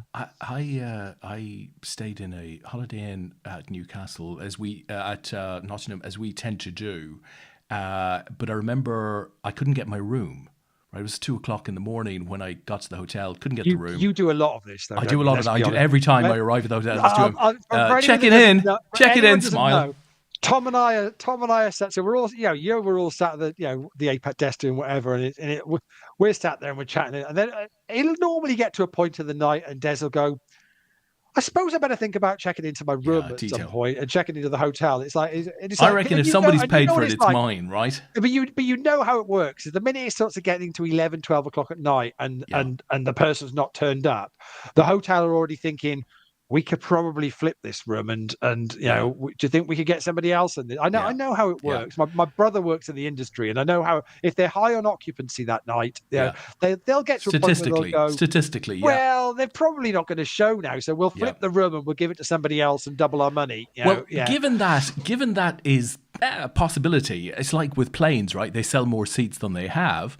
Given that that's a possibility, I've been extremely lucky over the years, because I tend to, I don't come up the night before. I kind of get there, do the event, and then go to the hotel. I tend not to call them. So I got there. There was nothing. We stood for 30 minutes and debated it a bit. I cried a bit about kind of just thinking how many people in the hotel I actually knew, but yet there was nobody, and I couldn't, So I ended up going to either the Travelodge or the Premier Inn, one of them. And what, the one next door? No, it couldn't have been. It couldn't have been which is the Premier Inn is the one next door. So it couldn't have been that. I went to the Travelodge, and there's a Travelodge. Not too far away. Right. I think I went down to the Travelodge, and there was a bit of, no, we're sold out. She saw that I was a bit anxious, and she said, okay, I think we might have something. Let me just come with you and check. She went and checked, and there's some bloke in the bed of the room that she thought was free. It wasn't. We ended up getting something somewhere else in the hotel, but that was a close call. I've told you the story, which is why I never let Tom book my hotels anymore. He used to book mine. Doesn't happen anymore. So after this incident, which was in Coventry, and he booked me into, I can't think the name of it. It's the something resort, but resort is embarrassing to even have a resort in. It's I think it's a Britannia hotel, and it took them 3 rooms to find one till I got one which didn't have somebody already in it. It's kind of remarkable. But I think that is the late filler that you're talking about, right? Got a room free, somebody comes in. Exactly. Maybe the money goes into the till, maybe it doesn't. Who knows? But the room gets filled and nobody's quite sure. I had that once when I made a day 2 at Dusk Till Dawn and hadn't booked a hotel. And so it had flicked past midnight, which means then you try and go on a hotel app to find a room for that night when it's flipped past midnight. And as far as it's concerned, it's another day. So none of the apps work for anything. I ended up going to the Travelodge at the motorway services, sort of just back out of Nottingham, and having to go to reception and getting a room, and I paid in cash, and I'm pretty convinced that guy just pocketed that money. I'm fairly convinced that's what happened that night. When you think about it, I mean, it has to be happening. But that's why the very, very late night check-in. Do you not think though Rob missed a trick, not just sticking a hotel? I mean, so the guys out in Ash are super excited, because they've got there's a number of hotels pretty much in the vicinity, but they are now having their own hotel, got rooms attached to the casino, aren't they? So they're super excited about that. I think it all kind of rolls out next year. But didn't they miss an opportunity there not to just put a budget hotel style thing attached to Dusk Till Dawn? It would have been, pretty much full every weekend, wouldn't it? Yeah, you would assume so. Yeah, you would assume so. Yeah. Yeah, you just absolute no-brainer. Just a simple. What happened to the building formerly known as Hooters that was next door? Does the building still exist? Is it occupied by anybody else? I think a car place. Simon will know. Do they? But I'm pretty sure a car. One of the car companies took it on or something. I think 'cause there's always used cars or cars for sale there now on that land. So I'm pretty sure a car company took it, but it was Wow. Was it a Hooters? Was it? I think it might have Or been, something of that or something of that ilk. Yeah. yeah, okay. Yeah. An OnlyFans live venue. Simon, in a previous response, says, "I don't have cooked breakfast. Toast, yogurt, porridge, fruitcakes, coffee, big spoon. Stir it round." He's healthy, isn't he? Oh, lots of coffee. His body is a temple. It's an absolute temple. Yeah, absolutely. Yeah. He says, "Buy the ISIS and convert." Excuse me? That sounded like a strategy for peace in the Middle East. What? I was about to say. It's like, wow, it's a bit late to be to be preaching on the Sunday night. But I think he's wandered into another discussion. Now he's talking about the Black Orchid, then the ISIS. So I assume the Hooters was the Black Orchid, and maybe now it's an ISIS. Is this? I mean, I can't be saying ISIS, can I? It doesn't feel right. You probably can get it. You can probably get away with that. You'll be fine. Yeah, but it's. I don't know what to say. What the land was there like, but it just seems crazy not to. You could have built one. You could have built one in the car park and just put a car park up, kept the car park underneath it, and just built up a level. I mean, Tristan's out there, Lee. He's asking, is the Hooters in Nottingham Town Centre still there, close to the train centre / Jury's End? He should have said, asking for a friend. Asking for a friend. I was going to say, surely that's asking for a friend. There we go. There we go. Yeah. Asking for a friend. Brilliant. Hey. We're all on the same wavelength. It's taken a couple hours, but we finally connected as a group. The community is at one. Oh, dear. Is the Hooters in Nottingham anywhere near Glory Holes? Excuse me, I'm not saying which is an indoor golf place before you start getting any funny ideas. I can't believe you've taken it to there. No, it's genuinely it's an indoor mini golf called Glory Holes in Nottingham. We're fully aware of all the golfing establishments in Nottingham. Refusing to bite. I know it's a genuinely true business venture. Jury's Inn is no more. No, Jury's Inn all got bought out by stayed in one of them up in Manchester. I can't think what it's bloody called now. Is it Leonardo Hotels? I think they bought the Jury's Inn.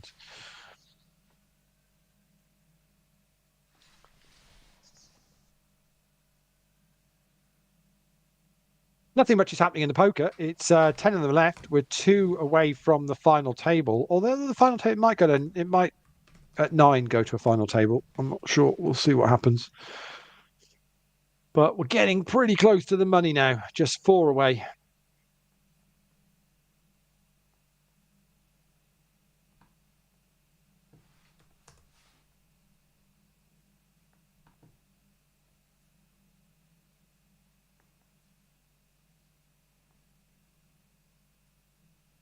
But we have promised that Des and I have promised that we are going to do a trip to Ash next year at some point. So I think that had a lovely message the other day from Jürgen Bachmann was back in touch. For those of you that excellent. Well, Jürgen was involved with the German team for a number of years and was the most ridiculous help and support when we did the Worlds out in Vienna. We could not have done that without him being our kind of man on the ground out there in Vienna at the Concord Casino when we ran the event out there. Absolutely phenomenal. What went on organising in the background there was superb. But yeah, Jürgen's kind of getting back involved in a little bit of poker. I think he's obviously been away for a bit of family time in recent years. But his message was, he said, Lee, I'm missing poker too much. He said, I'm gonna put an event on.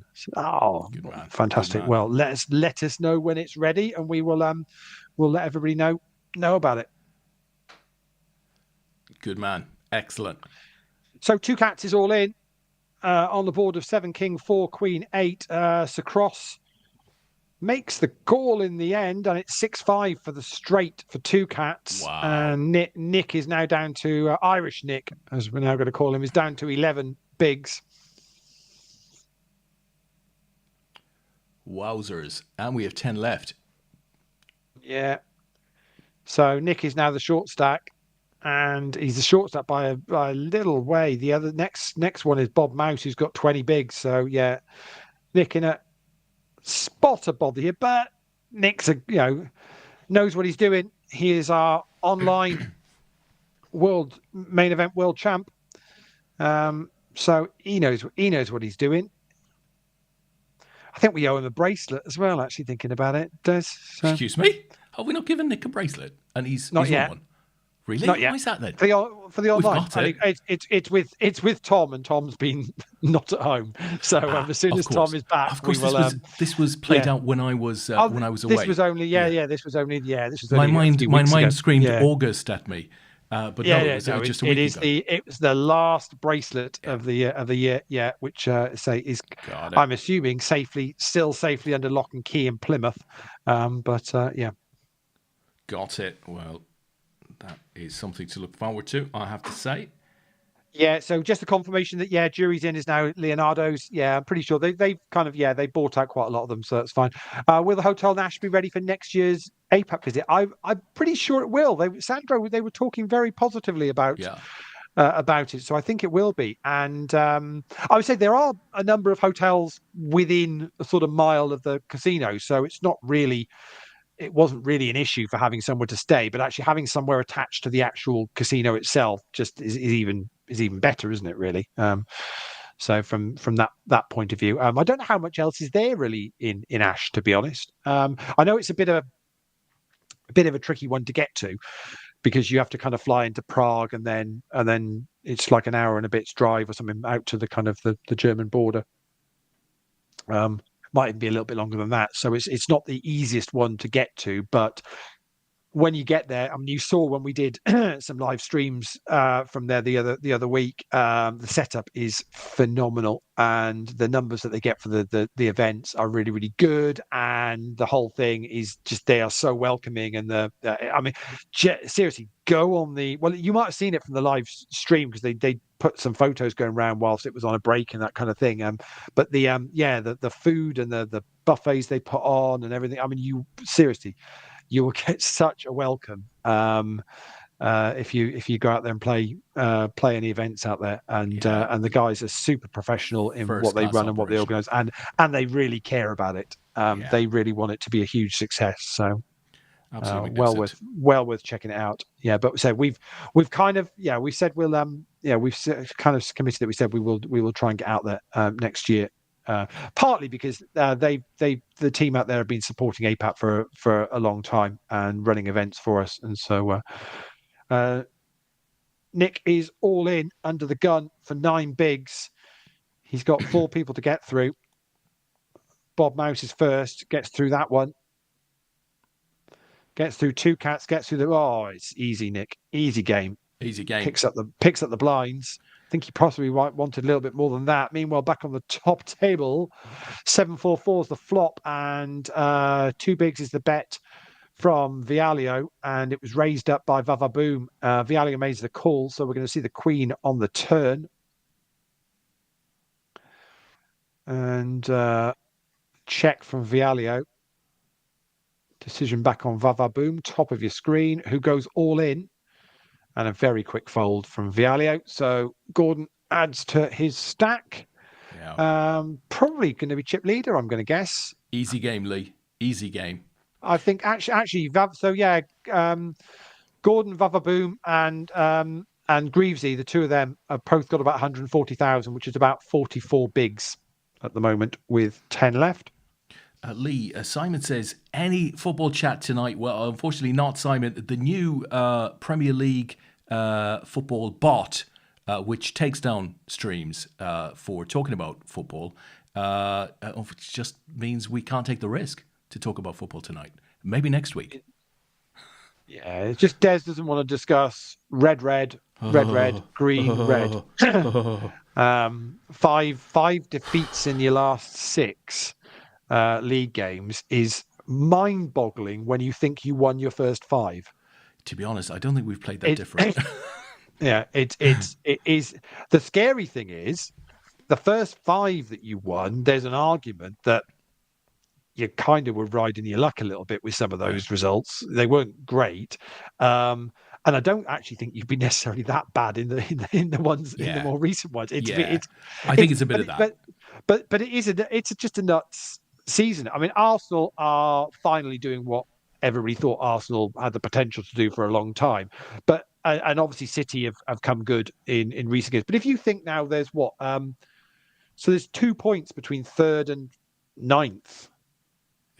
Yeah. I mean it's just a mind-boggling season. I mean, we're apparently rubbish and we're 7th.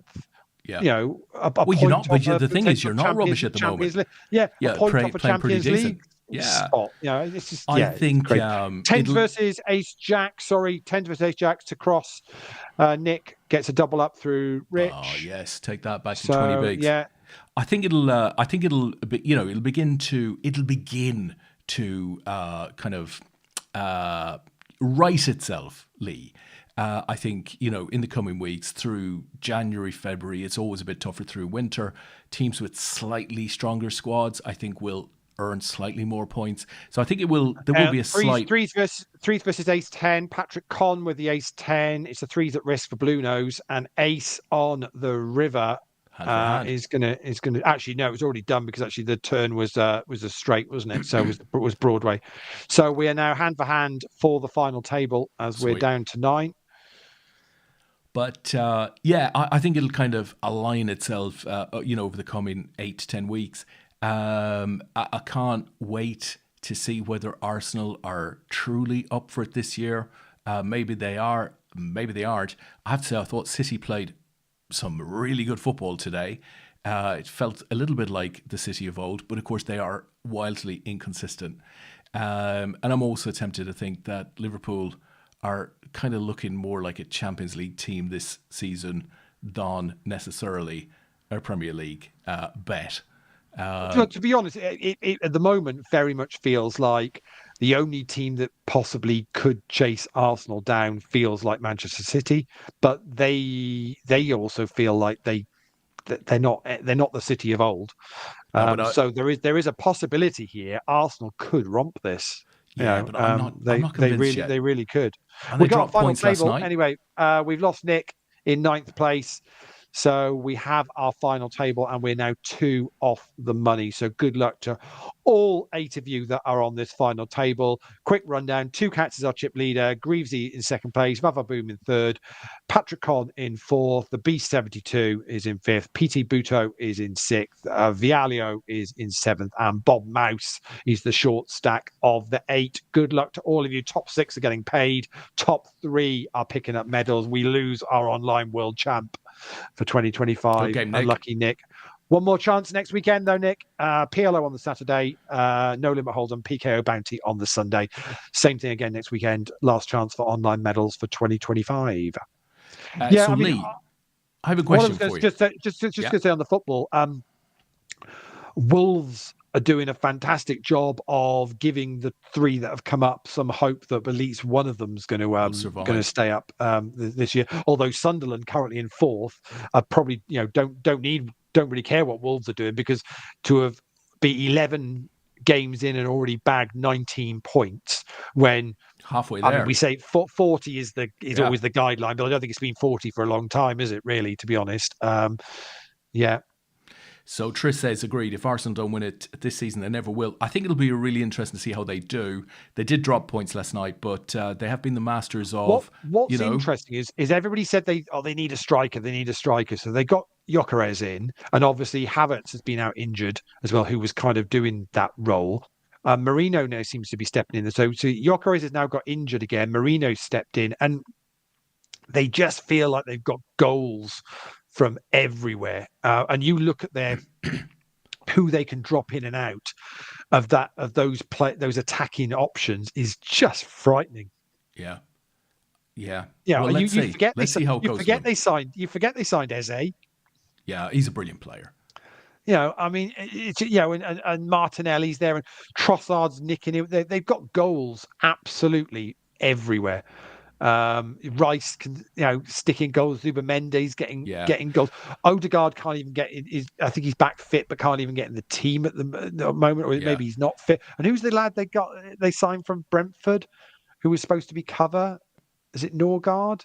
yeah, yeah, yeah, Yeah, yeah, yeah. They're very solid, just and they're great at the they have. back. They've got Queens versus twos. It's the Queens at risk, and Vialio's going to get a double up there, I think. Yeah, Nice and does answer. through Greavesy. So, Leigh, football aside, will the 26th schedule be known by the time squads happens? I think that would be probably an affirmative. Do you think? We'd like December? to. Be disappointed if we couldn't have dates. Certainly, we'll have the confirmation of the team event. In worst cases, it'll be the confirmation of the first few events. But I would hope we could probably get the whole lot out. It's pretty much there. It's just waiting on a couple of venues to confirm. And obviously we're working around a few things. So now the GUKPT have put out all their dates. So there are certain things we have to work around, whether we like it or not. That's what we have to do. So hopefully, fingers crossed. Yeah, Tris says football-wise, I remember seeing an FB post about Liverpool going unbeaten in the league all season, doing an Arsenal. Isn't it amazing that that Arsenal team from when 96 was it, are the only team in the Premier League ever to have gone unbeaten? An incredible feat. And it's later than 96. It was in the 2000s, wasn't it? Was it in the 2000s? Wasn't it like 2004? I want to say Was it? Something like Was that. it that? Was it that recently? I'm going to have to look it up now. Yeah, but I want to say. Remember. And they weren't even they might not have even been the best Arsenal team of the Premier League in that they drew a lot of games. But obviously, a hell of an achievement. 2003, 2004. Was it? Good man. Spot on. There's your quizzing. Sai says you have an easy 3 points next match. I can't remember who we're playing next match. Well, Simon's a Forest fan. Who does he hate? You're probably playing Forest. Yeah, it could well be Forest. Shit. Yeah, it makes sense. But what's happening to Forest? They got a decent result today. It's international break, isn't it? So you're not. Yeah, you're at home to Forest next game. Well, Forest beat us in that fixture last season, so I wouldn't call it an easy one, and it does seem like Forest in an interesting run of there's like 5 3:00 games on the Saturday. So interesting fact for you. Yeah. Just seeing a bunch of chips in here, middle. Let me just make sure that there's nobody going to do anything. So we played obviously yesterday, so a Saturday lunchtime game against Spurs. Yeah. So it would have been the 8th of November. Yeah. Yeah. That was our last game on a Saturday in 2025. When? Yesterday. Was your last game? United, so you have no more Saturday 3 p.m. for the rest of the year? No, not 3 p.m. We don't play on a Saturday for the rest of the year. They're all Sundays, yeah. But I hardly, actually, no, it is surprising. There's two Mondays. There's a Thursday. Oh, it's ugly. A Tuesday. Ugly. There's a Thursday, a Tuesday, 2 Mondays, and then the rest are on Sundays. Yeah. Ace 4 versus Ace 10. It's the Ace 10 at risk. All is out for Greavesy and gets there. Wow. Runner for the straight, and we're going to lose Vialio in 8th place. So we are on the money bubble now. So this now goes hand for hand on the money bubble here with 7 left. So if you see it slowing up for any reason, Leigh, that's what's happening. That crazy schedule there: Tuesdays, Thursdays, Mondays. Isn't that going to play havoc with your busy European schedule? Yeah, massive. Maybe that's why you've got the night shift because you're not in Europe. You joke. Oh, I think it might be the reason. No, but it really has screwed up our European schedule because we were planning on playing a bunch of quite lucrative friendly games, which they can't fit in now. That's hilarious. But it's a no-brainer from Sky. I think we've got 2 of the next 3 Monday games because it's a no-brainer because we're available to play them. Yeah. So why wouldn't you put United on a Monday night? Because it'll get viewing. It'll get the audience. Yeah. Yeah. The Tuesday one is a standard midweek group, I think, and the Thursday one is I think it's Prime have got all of the games midweek or something, and we've been shunted. We're the only game on Boxing Day, so they've moved us to the Boxing Day game. I don't think anybody else is playing on Boxing Day. I think it's just us. This can't be, Lee. This cannot be. This cannot be. Simon, referring to Forest, says we've only had one home game at 3 p.m. on a Saturday so far all season. So No, how many games in are we? How many weeks but if you in are think we? we're only 11 in, 10, so 11, 11? they've only had 5 home games. So, and they're playing in Europe. So that's perfectly understandable. Yeah, maybe, That wouldn't maybe, surprise me in the slightest. maybe. But the reality of it is now there's so few Premier League games at 3 o'clock on a Saturday. Yeah. With Was 6 it two? Champions It was League. 2 yesterday. Yeah, 6 Champions League games. Teams in Champions League, plus you've got 3 others, and it says 9, nearly half the league are playing in Europe. Your game the other week got shunted at 8 o'clock on the Saturday night because you were supposed to be the 12:30 game, but you'd played in Europe on the Wednesday, and so they tend to look after you now, to push it to the evening. They tend to look after us. Yeah. So because you get funny about these kind of so we're playing Newcastle on Boxing Day. Yeah. Everybody on the Friday. Everybody else plays on the Saturday or the Sunday. What's happened to Boxing Day football? They've killed it. It's literally just the one game. That makes no sense to me because they could have. The games the week before are the Saturday. Mind you, are there midweek games on before Christmas for the Cup? Is there like Europe? Probably something on Amazon. I something can't going on to recall. What I have tickets for Liverpool and Leeds on December the 30th, which I'm looking forward to. Should be a cracking old cold game. I think So actually, I think Forest at home again. I know they're away to you guys, so I don't know whether Forest do play at home. No, I don't think Forest do play at home at 3 o'clock on a Saturday. Well, they've had one apparently. Well, I don't think they do for the rest of the year. Presumably not. Yeah. No, they play. No, they don't. They don't play at 3 o'clock on a Saturday at home for the rest of the year. So it'll be one right up to Christmas. Yeah, but that's ultimately the way it's going. And actually, I think what you're seeing now on a Sunday with the 2 o'clock games, with the multi-view and everything else, is ultimately where it's going to go. I think you'll end up getting no Premier League games at 3 o'clock on a Saturday. Take them out of the blackout window, and then you can then show every game, live. That's where it'll ultimately get to, I think. But we are on the money bubble here. 7 left and only 6 are getting paid. Bob Mouse is still our short stack with 9 bigs. Next one is PT Buto, which is Rich Baker, who's got 18 bigs.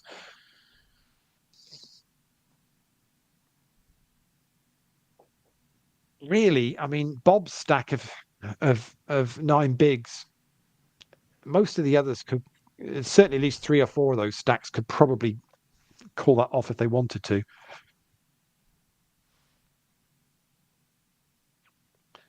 Interestingly, the Beast 72, Joe Gaynard, has just min raised it. Greavesy's then made it 7 bigs. Difficult for Bob now. Well, do you go with it? Do you go with this hand? Yeah, and Joe says, "Really?" I mean, it's not actually Joe saying. It's not really Joe saying, "Really." It's just So Steve says, any chance of the return of a Welsh APAT event in 2026? It's all about the venues, isn't it? Yeah, we'd love to, but it's really difficult. Cardiff is the only place you can really go, and there's only really 2 venues you can go to there. One doesn't really do tournament poker, which is the Grosvenor, and the other one is Le Croupes. And we had a really successful event when we were last there, and that venue, it's very much the owner kind of makes the decisions on what to do, and at the moment he's wanted to do his own thing. So said they're running some good events there, but they're not really interested in working with anybody else. So at the moment, it's not looking likely for 2026, unfortunately. Wish it was, because I do miss us not being able to get guaranteed events. We used to be that we'd always have a Welsh, Irish, Scottish, and an English event every year. It's just got certainly harder with the Welsh ones. It's actually say the Irish ones have been tricky over the years. We used to go to the likes of like the Fitzwilliam, and we could kind of put on our own event there, which was just phenomenal. I mean, so much fun. Those weekends over in Dublin at the Fitz, for those of you that got to play them back in the day. But then say it's even Ireland now, they've got lots of venues, but they've got a few more card rooms open now actually than they ever used to. Actually, there is the kind of possibility of doing, but obviously we've been very fortunate to partner up with some of the really bigger tours, with the IPO or the IPT, and obviously next year we're at the Irish Open. I mean, it doesn't get any bigger. No. Than the Irish Open, to be honest. So you're never going to say turn down the opportunity to run a tournament within their festival. That's for sure. But there are a few card rooms there now that are doing stuff. I saw Ben Burnhill was over in Ireland playing a mixed game festival. So last week due to other travel arrangement issues. Unfortunately for him. So, but yeah, went over there and played some mixed games over there. So,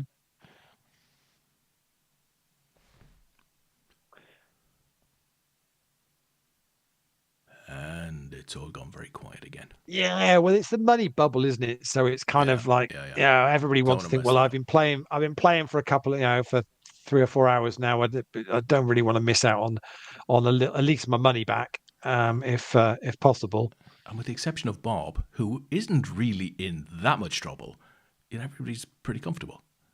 Yeah, I mean, Bob's got 11 bigs, which is he's just picked up a few. You can play with that. So yeah, but I suppose at some point you've got to make a decision.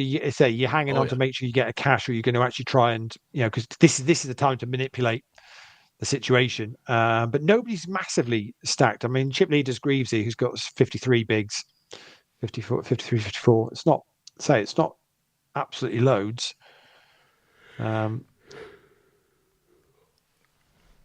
is for sure.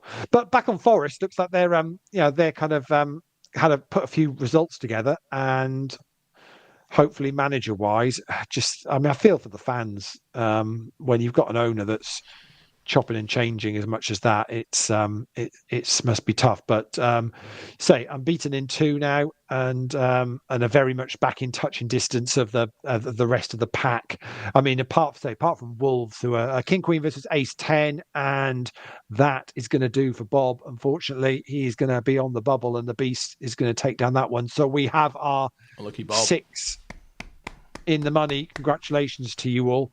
But yeah, apart from Wolves, who are down on 2 points, I mean, there's then anyone between, I mean, even Newcastle. I mean, you can't see Newcastle being stuck down the bottom, but anyone between Forest on 9 points and Fulham on 11, which is 5 teams at the moment, they look like the ones that are likely to be in trouble. You kind of wonder how Newcastle are as a Champions League side. I don't know how they're getting away with kind of being just on 12 points at the moment. It's very strange. There doesn't seem to be much press or media issue with it.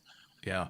Does Eddie Howe get a bit of a pass because he got them into Champions League again, and they had the whole Isak thing, which was a bit, whatever. It's a bit of a strange one, but they're hardly, setting the world alight, are they? Yeah. I think, am I right in saying that Wizza, who was one of their kind of significant unfit, purchases, isn't he? Yeah, he's not been fit for a very significant period of time, but he'll be back shortly. That might make a difference. The German lad, Voltemader's looked all right. Yeah, actually. looks decent. Looks good. Yeah. I know they're too good to be down there. I'm sure they will write that. They might spend some money in January. Of course, we have that whole circus coming up again. Fulham are the one that I think, if they're not careful, they could really see themselves in a spot of bother this year. Again, West Ham and Forest have both made managerial changes early on, and obviously the bottom 3 have all made managerial. I mean, ridiculous when you think about it. 11 games in, and the bottom 3 have already changed. Yeah, changed managers. Although Wolves, has it been confirmed yet? It's supposed to be the guy from Middlesbrough, isn't it? I think. Yeah. Would you jump from Middlesbrough to Wolves? It's a weird one, isn't it? Because Middlesbrough are doing really well in the Championship, second at the moment behind Coventry. Sorry, is it Frank Lampard's Coventry, isn't it? Sorry, it's give it its proper title. Yeah, it's a weird one, isn't it? Because you kind of think at the moment you can't see. Is it no teams ever stayed up on 2 points after 11 games? You can't see how Wolves are going to stay up. So why would you go and take? It just seems a strange one to take. But you would be a hero if you could, if you felt there was enough in there to turn it around. That Wolves squad though just looks. It kind of lost a few players in the summer and not really replaced with anybody. Yeah. Not like Bournemouth, who lost a bunch of players, but replaced and have got results. It doesn't seem to be the same thing.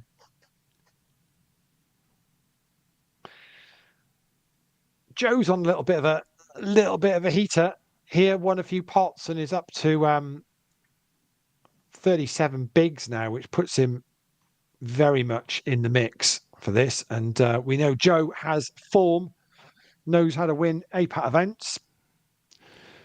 Rich Baker is all in. And of course, the attention would have switched to Richard. He is now the short. And Joe's going to call with the nines. Ace 4 at risk. Got a chance of the hearts. Not to be. And we're going to lose PT Buto, Rich Baker, played, Rich. In 6th place, picking up £53.31. Congratulations to you. And that adds to the Beast 72 stack and puts him pretty much joint chip leader with Patrick Conn. Now, average stack 184,000, blinds are 2,000, 4,000. So they're playing sort of 40, 46 average stack at the moment, big blind wise. Say nice structure for a Sunday night, but we are now in the money, so it's crunch time. Money wise, so we mentioned Rich locked up £53, so they've got next pay money is £80 for 5th, then it goes 120, 188, 323, and then it's £497.87 for the winner. If you come and find me in London or squads, if you win it, I will pay you the £2.13 to round it up to £500. Come and find me if you win, and I will sort you out that. So it's a nice headline number. So we'll say we're going to call it 500, and you just need to come and find me for the extra bit. So you can redeem that in a measure of lager. Yeah, I'll pay you out in Poker Raffles site credit, obviously, but yeah. Talking of Poker Raffles, crikey, what am I doing? 2 hours in and we've not even mentioned it. This time tomorrow, we will have picked another 3 winners. So we have got a double draw for the WSOP Circuit United Kingdom side event at Nottingham. So they're all ring events. They're a bunch of £300 tournaments, and there is loads to choose from. There's the seniors in there. There's PLO. There's a deep stat. There's a monster stat. There's the like the mini main opener and one of those. They're all £300, but they're all ring events. Leigh, so they're all WSOP ring events. So you can get those. Yeah. 780 tickets available, 500 gone. Yeah, there's only a couple of hundred left. Get in early, right? Get in, guys. That will go. That'll be gone by tomorrow. So we're doing the draw tomorrow night at 9:00. They'll be gone. There's a couple of hundred left. They will go, no problem. But it's a double draw, so 2 chances of winning. So if you buy a £1 ticket, you've got 2 chances of winning one of those, and then you can pick whichever one you want to play. It's a ring event. I think also each of the ring events have also got an added value package to the Caribbean, or something along those lines. Don't quote me on that. Check the Dust Till Dawn website. There is something else in there. Yeah, there is something there. But anyway, that's that draw. But we also have an APAT draw tomorrow night. It's not our usual 140 one. It is a £700 package. So it's an APAT Players' Choice package. How the Players' Choice packages work is you basically pick what APAT event you want to play. We'll put you into the APAT event that you choose, and we basically give you the rest in cash. So, for example, if you want to go and play in London in 10 days' time at the UK COP, that's a 140 main event. So we'll put you into the main event, and we'll give you £560 in cash.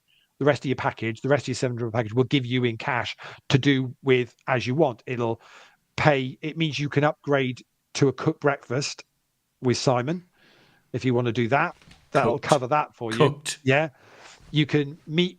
You can come on a personal tour with me to my favourite donut stands at Westfield. Watch out for the stabbers. Yeah, we can go round the donut stands. I can, it's like a proper tour. I'll show you all the good ones, and we can do that. That'll rattle through 560 quid, no problem whatsoever. Or you could just use it for a load of buy-ins. So basically, it's five, as Trish's point, it's 5 buy-ins. So pretty much, you can use it for the side events, whatever you want to do in it.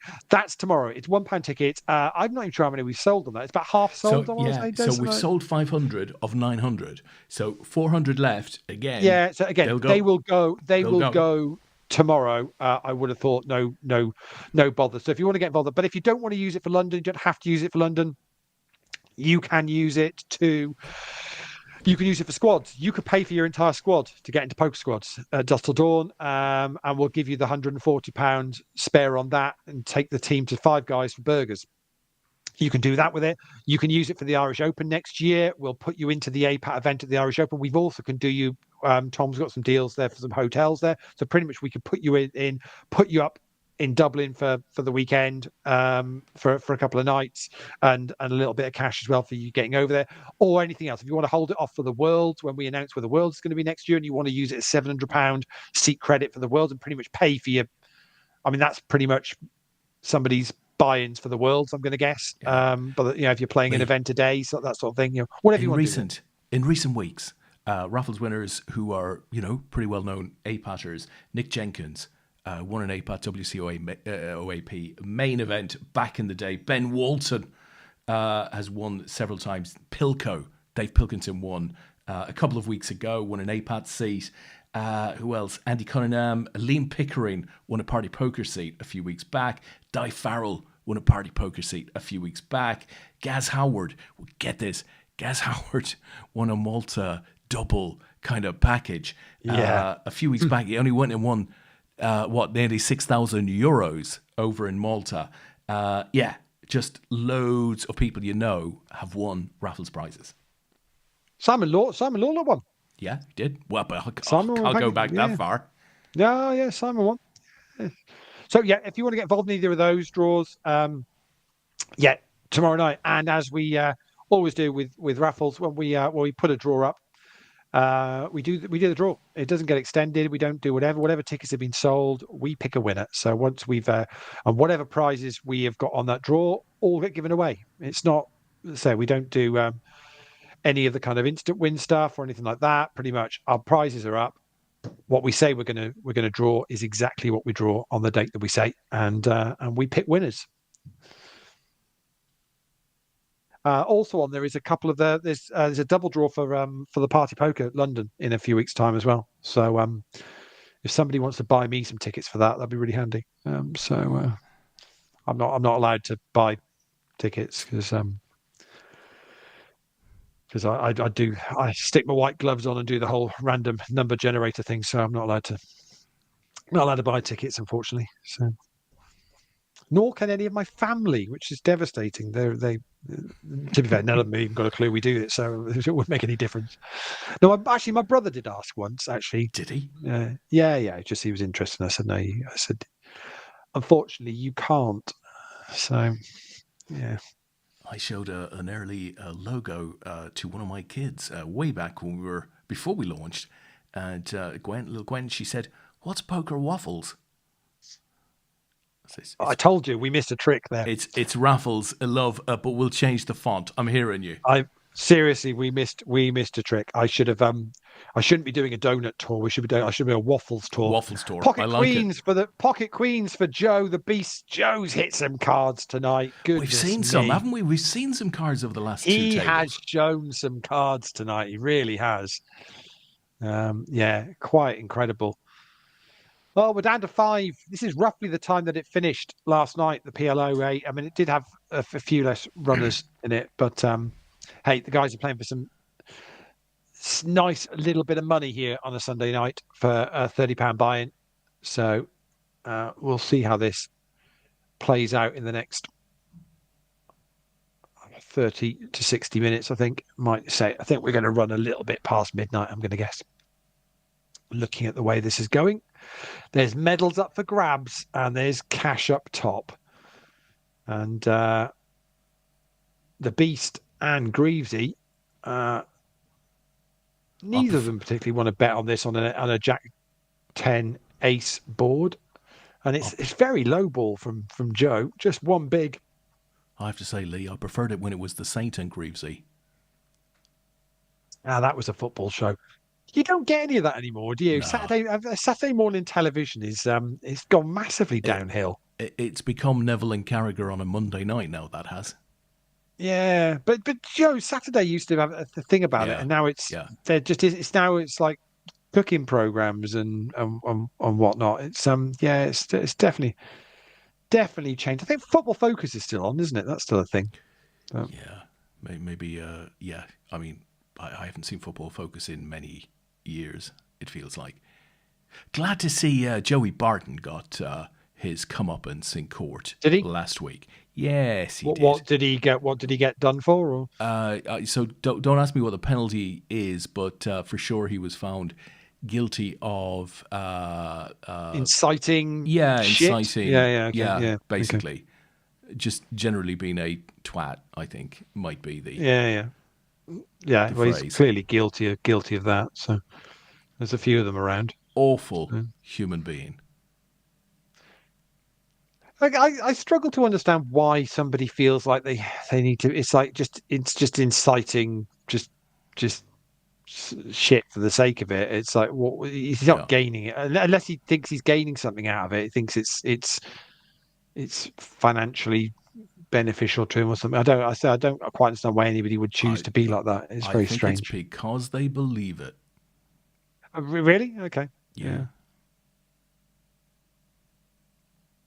That is quite sad in that case, to say the least.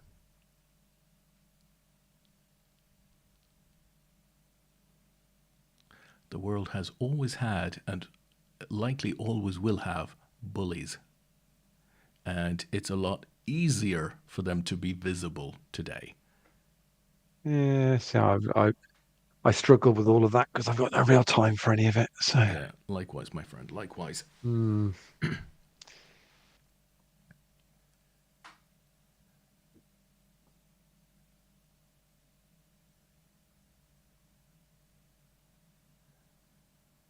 It's kind of Oscar season, isn't it? You start to see films coming out now that are kind of potentially up for that might be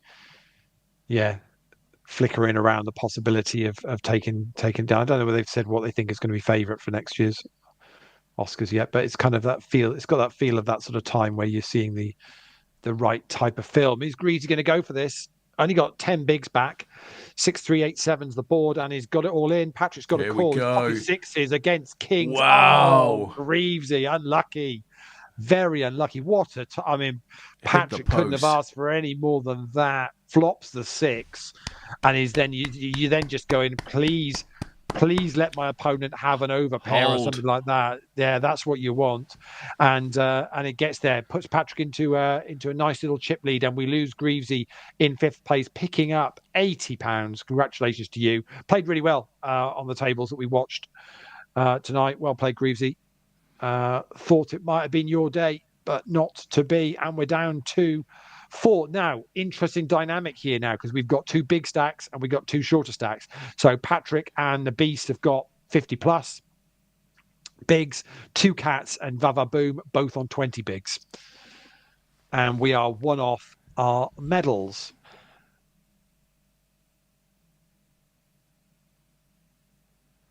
So Tris is saying that Rob Edwards will be announced by Wolves tomorrow. Apparently was mentioned on Match of the Day. Interesting move for Rob Edwards. Now, is he the one that used to be Luton manager? Yeah, I think he was well. Yeah. Was he at Southampton at some point as well? Yeah. He did not land successfully somewhere, but he was well liked initially. I mean, he talks well.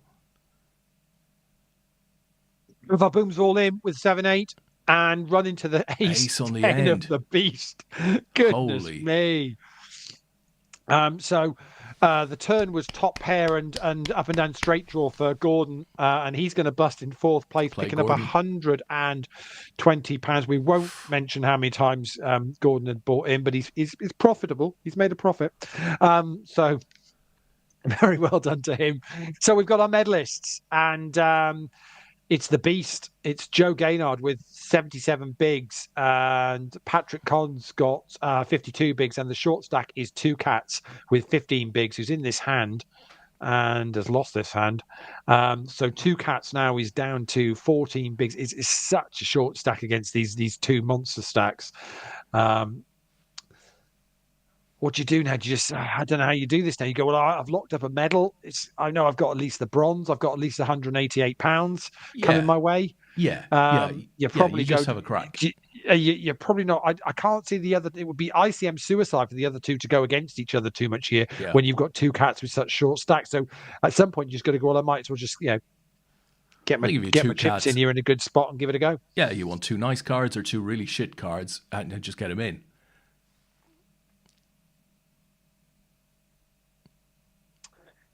So Trish says, "Don't meddle, bubble guys. It's horrible." Speaking about last night, you've got plenty of medals, Trish. You don't need more medals. Take the money, obviously, but medals and I mean, you're a world champion, Trish. I mean, he gets it all in with Queen Jack against the sevens, and Queen Jack is going to be good, and it's a double up for Two Cats, up to 22 bigs now. Now we're motoring. Now we are motoring. The perfect response from Two Cats. I'm here all week.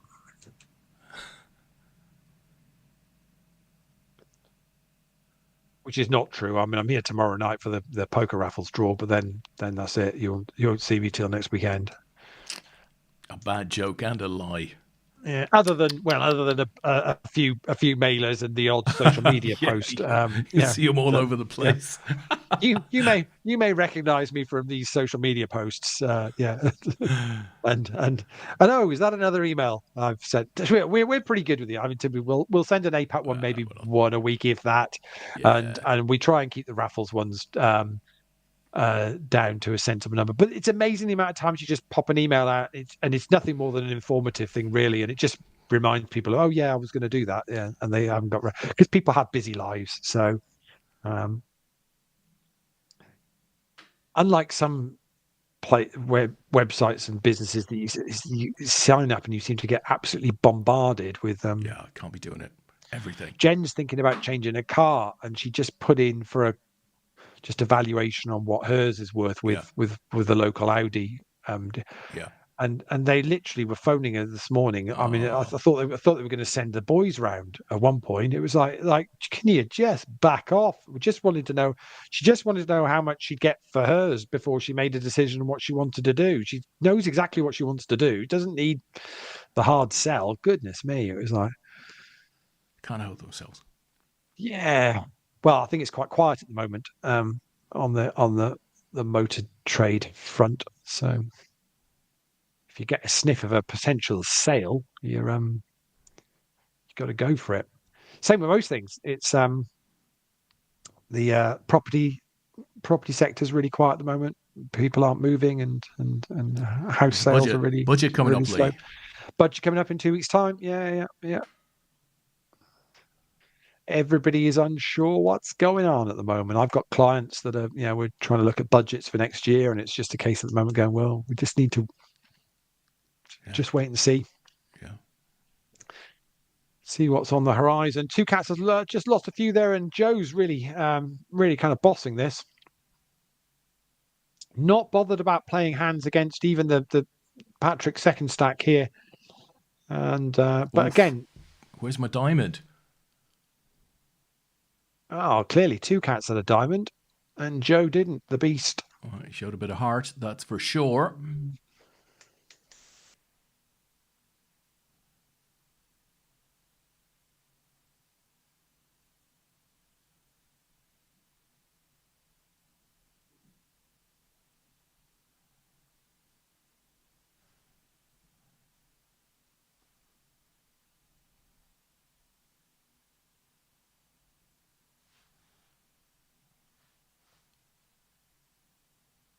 Should also just put out there just wishing Asa a speedy recovery. Had a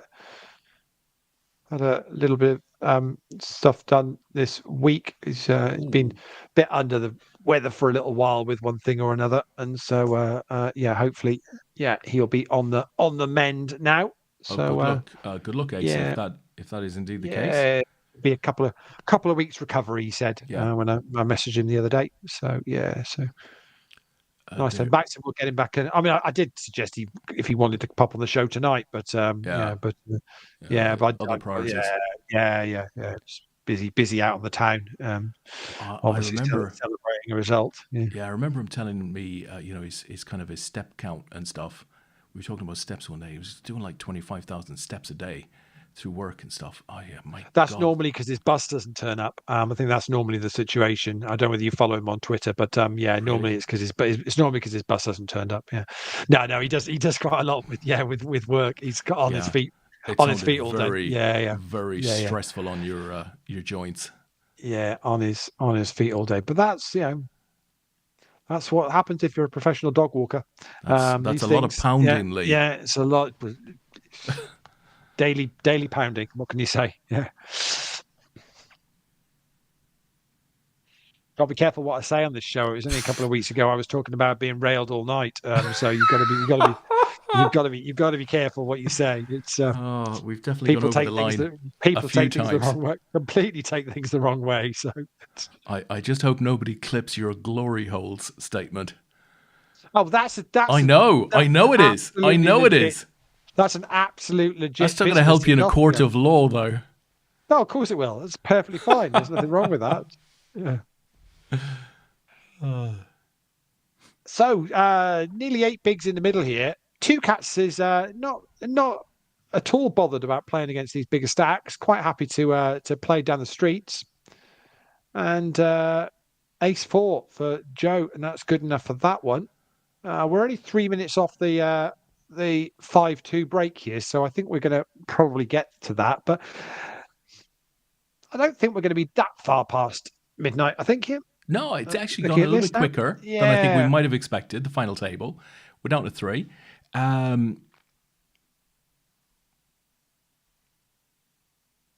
don't think we've too much left in this. There's another series of the Night Manager coming on BBC. I don't know whether you watched the first one of those. I don't think so. No, very good. Really good. But it's not until they're already advertising stuff. We said, "Well, it's coming soon," and then, "Well, when is coming soon?" New Year's Day. So it's like, but then you think, well, actually, that's not that far away. Actually, when you think where we're at now. Do you remember a time, Leigh, when at around this time of year you were kind of waiting for the Radio Times or whatever the hell it was in the day for your Christmas movies, right? Your 2 weeks. Do you remember your Christmas movies? Your 2 weeks for TV guide, and then my God, look at that 10 a.m. Abbott and Costello. Oh my God, what's the Christmas movie? It would always be the Christmas Day. You'd have 2 or 3 that you hadn't seen, and it was the first chance to see them. And of course, for kids especially, but that's all taken away now, isn't it? Because everybody's seen everything. There isn't anything new to see. There's so many things that have kind of that you think back to your childhood and go, we're just we're great, and you just don't get any of that anymore. It isn't a thing. I tell you, Leigh, I was sat. Joe is just hitting some cards. Low playing. Is really limiting the pot. He's not. He's playing small pots, not getting crazy. 2 Cats goes all in with 12 bigs, so I think we're back at a shoving position here for 2 Cats. But Joe's just managing. They're not going crazy with it, but just showdown and picking up, and seems to always have it at the moment.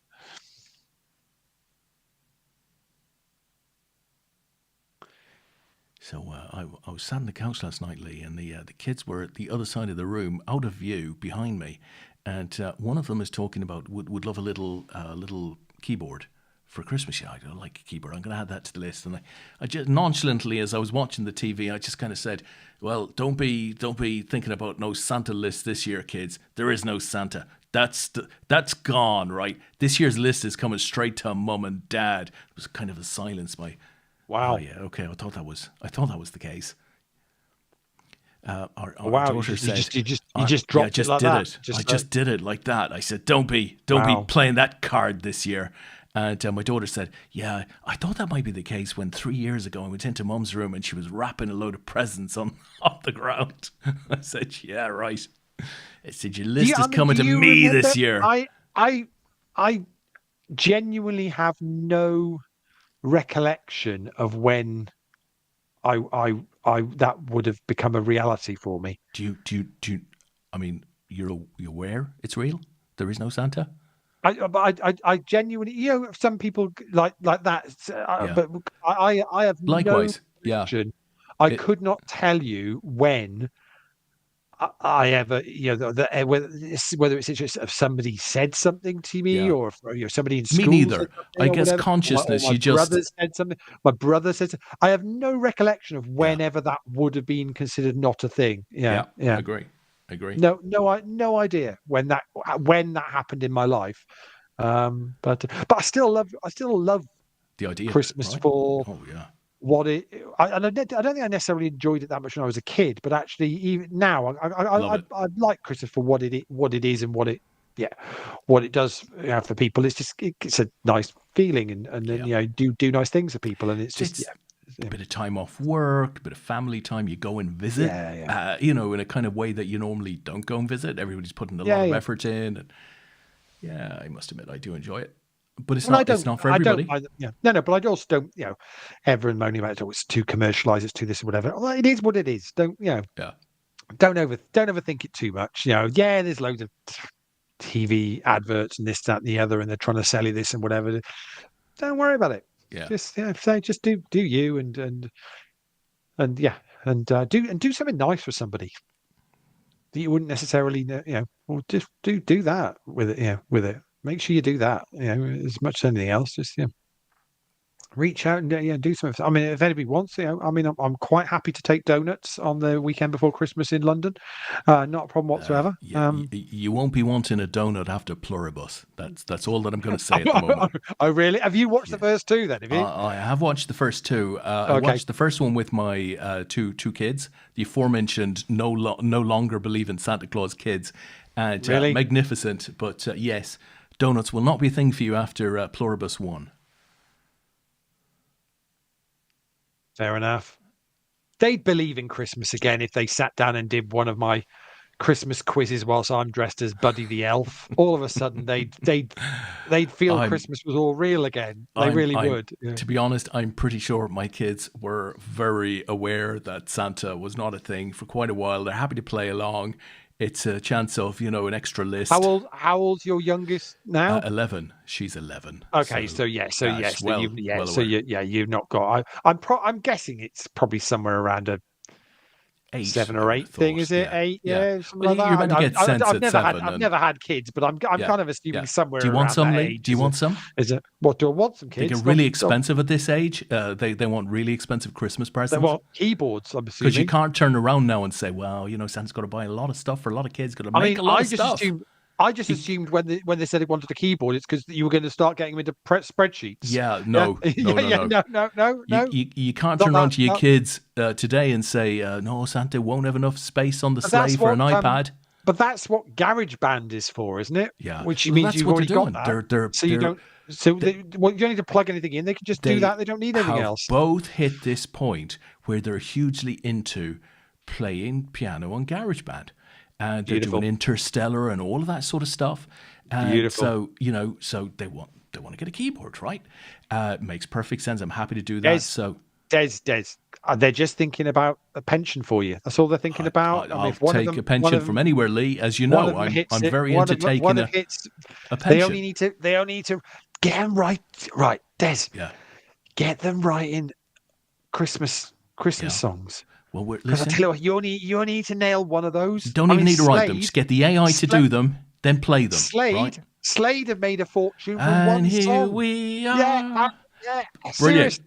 You just need the one, one hit, and you're good to go. And you don't get good Christmas songs anymore. So, that's all they need to do. We're in the car this morning, right, heading to the football. Gwen's playing the football every Sunday morning now, Sunday morning football. Brilliant. We're off to Dulwich, and we're passing the music store. And I said, that's the music store there. Do you want me to get you piano lessons? And the response was a very terse, no. I'll do it myself. It's like, I don't want to put the effort in. Just give me the keyboard. I just need the keyboard because I can go on YouTube and find whatever videos I need to do. Yeah. Chat GPT that. Yeah. Welcome to the new world. Yeah. And somewhere out there, there's some poor middle-aged bloke who earns his living piano from lessons. Piano lessons. They can't anymore. Yeah. Oh. Yeah. What a world. I think the deal would have to be, though, if I buy the keyboard, you're going to have to take some lessons. Let's not waste it. Now, Steve 40 in the chat, Trading Places, was a great Christmas film. Yeah. Now, is it not in the room that it's set in at Christmas, but is it a Christmas film? It's just set around Christmas time, isn't it? Trading Places? Die Hard, Lee. It's like Die Hard. It feels like it's a Die Hard question, isn't it? Like, it's just set at Christmas. Does that make it a Christmas film? I think a Christmas film to me is a film where everybody in the room will sit down and want to watch it at Christmas. And you can watch Trading Places in the same way that you would watch Die Hard as a family, Gran, you and your kids all together. So that makes like The Great Escape a Christmas film, doesn't it? And the Sound of Music is a Christmas film. Yeah. Yeah. Chitty Bang Bang is a Christmas film. Yeah. And if you think about it, those are all continually played Christmas movies. Absolutely. I love a good Christmas film. I think let's say plenty of good ones. Two cats going at it again with the Beast, and winning that one. Quite happy to. Steve, in pushing forward his case, says he stole food dressed as Santa. It's a Christmas movie. Yeah, you can have that one, Steve. Absolutely. I'm very impressed with Steve. It's 2 minutes past midnight. This is way past his bedtime normally. Normally by now, Steve. I think it's a bot. Normally by now, Steve's gone. Yeah, maybe it is. Maybe it's the 40 bot. He's asleep. Yeah, and he's just left the bot to chat to us until we're done for the night. I've heard of this, Lee. This is earning money while you sleep, right? AI. I've heard of this. AI. So it's the future, isn't it? Yeah. Can you imagine if there genuinely was a Steve 40 AI bot that just does all his social media for him? Maybe it's the bot that sent me his holiday snaps. Maybe it wasn't Steve at all. It's quite possible. That might not have even been his wife in the photo in Malta. Listen, I don't know. If I can get a boss, I just trusted it. If I can get a boss of that quality, Lee, I'm happy to spend my days on the couch from here on in. It can go to work and do the thing. Did you see? I saw something. It was I can't think which poker site it was, but they were doing some social giveaway for promoting something. Can't think what it was, but basically they were doing a photo competition. They had two prizes though. Yeah. They had a winner for a real photo, and they had a winner for an AI photo. Really? Yeah. Two categories. So it was basically if you're gonna effectively AI an image, great. Put it in because we'll pick a winner for that. But so they basically split it to an actual genuine photo you've taken promoting whatever it is we're doing. I can't remember who it was, but then they had the winner of the AI one was three people they were sat around a campfire with a sloth promoting whatever it was they were doing. But it's quite smart. It's the way it's quite smart. But it gets the AI. But it gets the AI photos out of the real photo competition. Yeah. Because you wouldn't be able to spot them. And just have two winners. And actually, then it was then the genuine ones where people had gone to some effort to do whatever. And it's those that had gone, I'll come up with something and put it through AI. Yeah. So then it was you just picked the best one of those that was a bit wacky and a bit original, but looked good. Nothing wrong with that at all. Yeah. But I think ultimately that's the reality of how it's gonna be with it. And you're gonna have to do that. So Steve says, lol. At the AI Steve 40 bot, I got into trouble with Mrs. 40 sending photos of us to you, Lee. What? without her permission. Oh dear. Oh, Steve. I've read about stuff Yeah, like that. yeah. You've got to be careful. Was that Honestly, Reader's you've got to be Wives careful. back in the day? I definitely wasn't. Definitely wasn't. Don't share No, them. Don't reshare them, what I Leigh. would say is you look like you had a pretty special time in Malta. It looked good, Were and you not in I Malta, was Leigh? We pretty were all in Malta. I was pretty jealous. Couldn't make Malta this year. Yeah, pretty gutted, but hopefully I've already got plenty booked up for next year. So say I've already got Dublin booked up for next Easter. I've got Vegas booked up for next summer. That is already locked in, dates, flights. I've even got hotels preliminary booked for those on some good deals. So I'm out in Vegas for 3 weeks next summer. So I put those sort of rough dates up on the website as well. So we've got some 2026 dates. We've got the Irish Open dates, but I've also just put some rough kind of meetup dates for Vegas. So if anybody's thinking of doing Vegas, I think Tom's going out similar sort of time, and it's a good time. It's kind of the last week of June, first sort of 2 weeks of July. So you get like the some really good events before the main, and then you're out there for when the main starts. So a really nice time to be out there and following some people. And obviously we've got with Poker Raffles, we're going to have Amanda out there next year playing, and I will have at least one other person out there as well for next summer playing the main or whatever they choose to play, because you don't, if you win a main package with Poker Raffles, you don't have to play the main if you don't want to. If it's, I'm not sure. It's a difficult one. We've had this discussion before, isn't it? Of what would you do? I mean, when we spoke to Amanda about it, she was just adamant. No, I want to. I want to play. The main. I want to play. I want to do it. So if you won the package, I suppose would you? Yeah, you just go. Would you just want to do it and pocket jacks for 2 cats and wins that one? Hasn't really got above 20 bigs though. Had that double up to just over 20 and has just been kind of sat there, but been involved in plenty of hands. So yeah, I suppose you'd add. Yeah, I suppose if you've won something and you've got in really cheap. I mean, Amanda bought like 20 tickets, I think it was for last year. So she got like a 10 grand package, whatever, for 20 quid. So I suppose if at that point you just go, well, yeah, why would you not take your one shot? Oh, I think so. Your one shot to try and and it's even just cashing in it. If you go cash in the main, what's a min cash in the main? Is it like 15,000? It's normally $15,000. Yeah, but yeah. if that'd be a result. And bearing in mind that obviously the buy-in is around £8,000, right? So it's not £10,000. Yeah. But I think you'd have to. You just got to take a shot. I mean, you have to.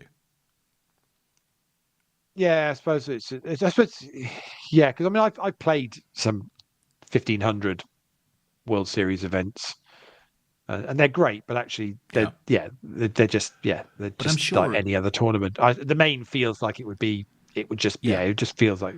But I'm sure if Amanda wanted, Leigh, she could sell like 20% of that package. And Oh she'd yeah, make £2,000 or whatever back. And that could either be spending, additional spending money out there, or just a little bit of this is my prize, So I've got 2,000 cash, I've got nothing to lose on this trip. And if you happen to cash $15,000, or you get a few places further and suddenly you're getting $50,000, $60,000, or who knows what, you got to give 20% back to your backers. Happy days. Yeah, no, absolutely. No, yeah, that makes a lot of sense. Patrick Conn has gone into a bit of a chip lead here now. Got 63 bigs, which is about 30 more than the Beast in second, and 50 more than Two Cats.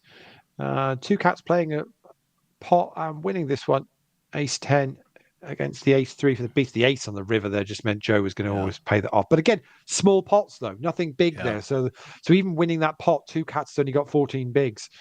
So yeah, it's really managing these pot sizes.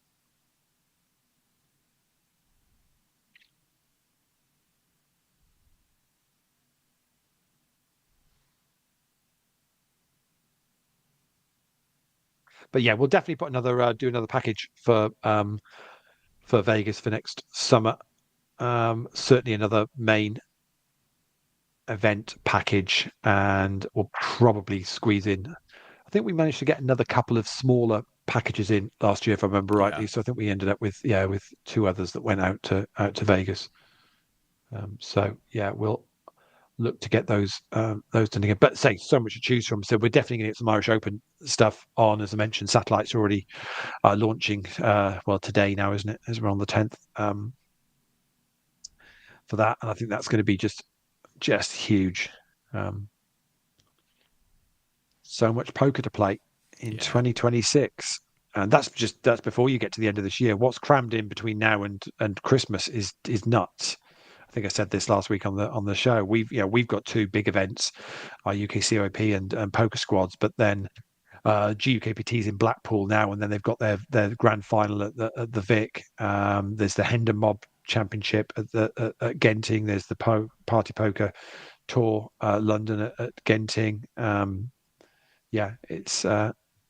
It's huge. You've got the WSOP circuit event at Dusk Till Dawn. Then Dusk Till Dawn have got their Christmas Cup. Yep. I think Grosvenor normally have a Christmas cracker thing that they do as well.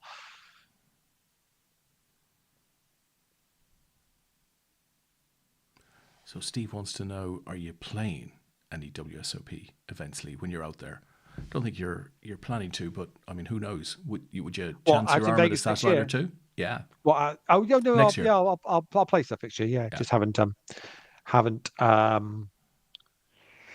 not made any plans. Obviously the schedule doesn't come out until about February time, doesn't it? So, but yeah, no, it's the picking the time to go. You roughly know what's going to be on, and there's always something good, to be honest. But I think I'll be out there for things like the $600 deep stack and maybe the ultra stack and the lucky 7s or lucky 8s, whatever it is.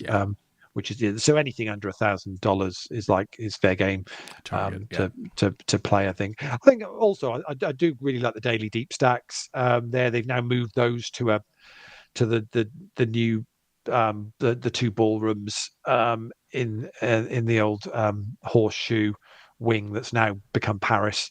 So with the new walkthrough to Paris, they're pretty good because they always used to just kind of take up so much space of kind of WSOP space. So having those now in a separate location but still in the same hotel makes a lot of sense. Yeah. So and they're great because there's like 2 or 3 of those a day, which are like anything I think between like $200 and $350 for a daily deep stack, which can have some really good good prizes.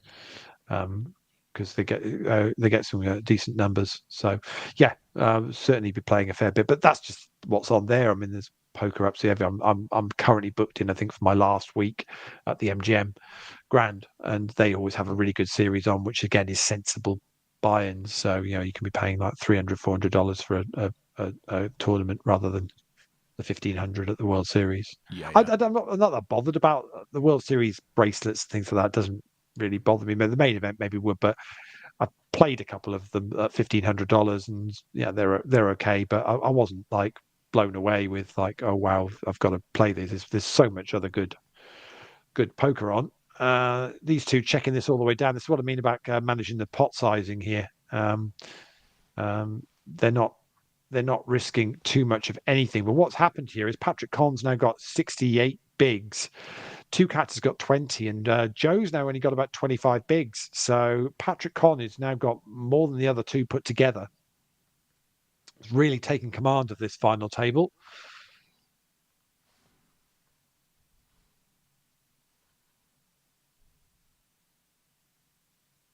Are they going to see it through?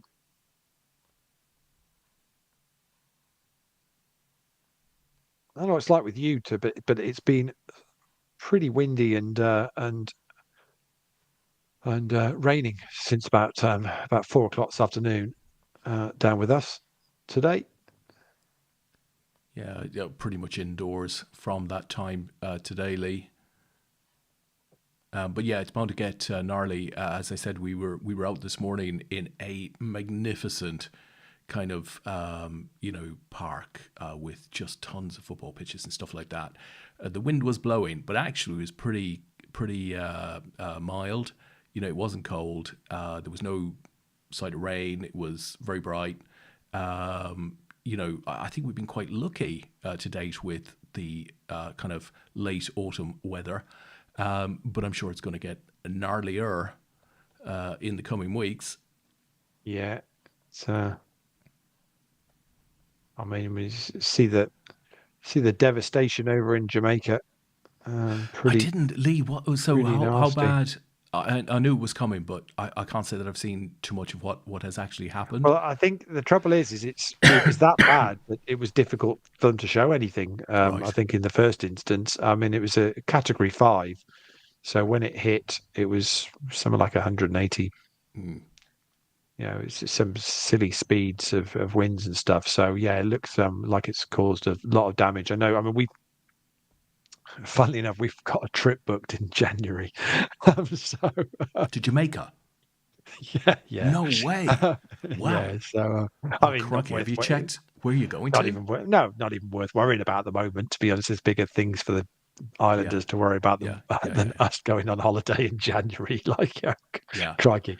So we don't need to worry about it. I briefly looked to see, okay, they'd cancelled holidays up to like the 4th of November as a standard, and then I think up to today they were offering flexibility for people that had made bookings. I think they're just taking it a week by week basis to work out what to do. But I would hope in 2 months' time, we'll see what's happened. Obviously, it ripped right pretty much through the middle of the island.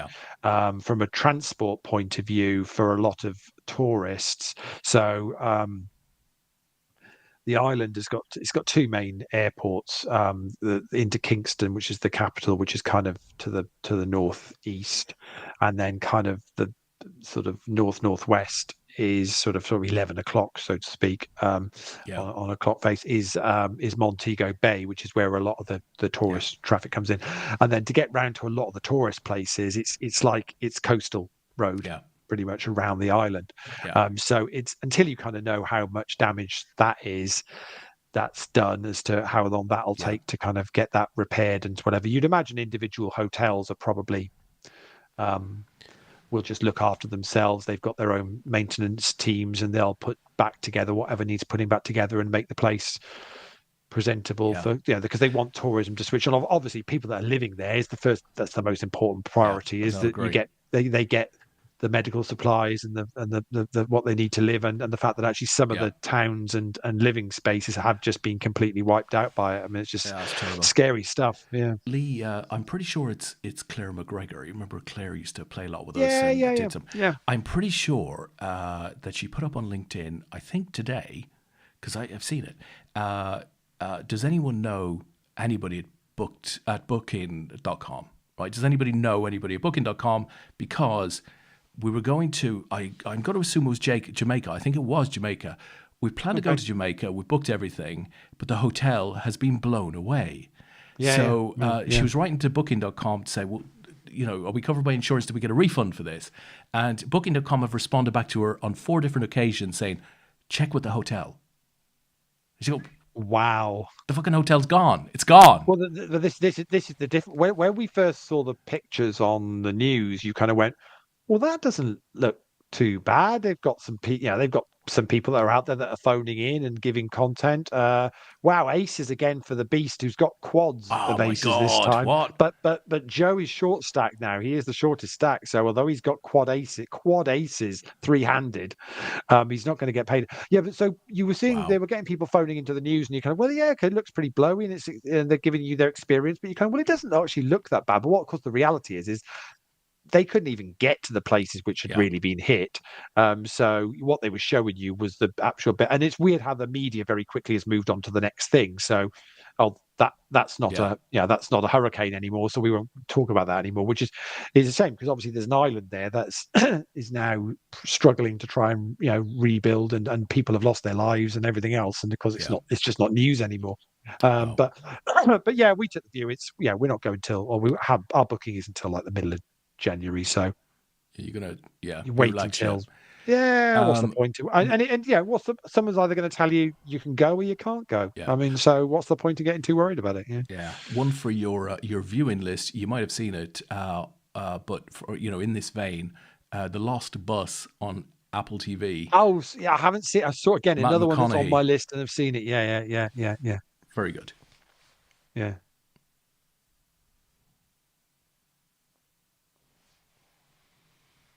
Yeah, but This hotel ceased to be. Ceased It to is be, no yeah. more. There it is, gone. Yeah, but it's difficult, and the important thing, and as much as people book holidays and this, and it's finances, it's money, it's or whatever, but yeah, sometimes with these things you just got to be like, there's far more important things in the world, and we'll be covered by some sort of insurance, or it was paid for on a credit card. I mean, funnily enough, Jen paid the last bit of the off to the payment like the week before the bloody thing, the hurricane hit. It was like, and you just sit there going, oh well. And I saw a picture of where it was going across the island, and I sent it to my mum and dad and went, I said, well, our hotel booking is there. Literally is on the East Coast. And it was like they're saying, oh, the East Coast has been hit the hardest. I'm like, yeah, well, that's where we booked. Are you going to go out like in khakis with camera equipment? Do you know another hilarious thing? The name of the resort? It's called Adults Swept Away. There were no clues in the booking, Lee, hey? No clues. Yeah. Oh, dear. Oh, well. Adults swept away. What can you do? What can you do?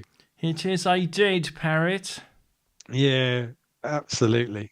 But whether we like it or not, it's the way the world is going. You're seeing more extreme weather. We see it in this country, and it's only going to get worse. So, we're going to start getting a situation when we do get real cold spells. They are going to be proper serious cold spells. Yeah. When we're going to get real storms coming in, they're going to be bigger and harder hitting storms. Yeah. That's just a reality of what's going on. Tris is incredulously saying, so you're planning on holiday in Jamaica, Ireland, and America next year, and these are the only ones you're telling us about? Yeah. Wait, the three? Wait till you see the APAT schedule for next year. Don't forget Ash. He mentioned Ash as well. Oh yeah, we're definitely doing Ash next year. Yeah, because we have kind of said, we did kind of commit to Sandra that we would definitely visit. So, how about this one, Tris? I can say I was in Malta in October. I will be in Malta in November, and I will be in Malta in December. Yeah, that's not bad going. Yeah, to be honest, you don't have a go at us. Go and check bloody Brady's passport. Honestly, oh my God, that guy. Yeah, seriously. Yeah, don't. Honestly, he genuinely owns a house in Plymouth. I don't think he's ever there, but it's definitely. Yeah, that boy can travel. Goodness me.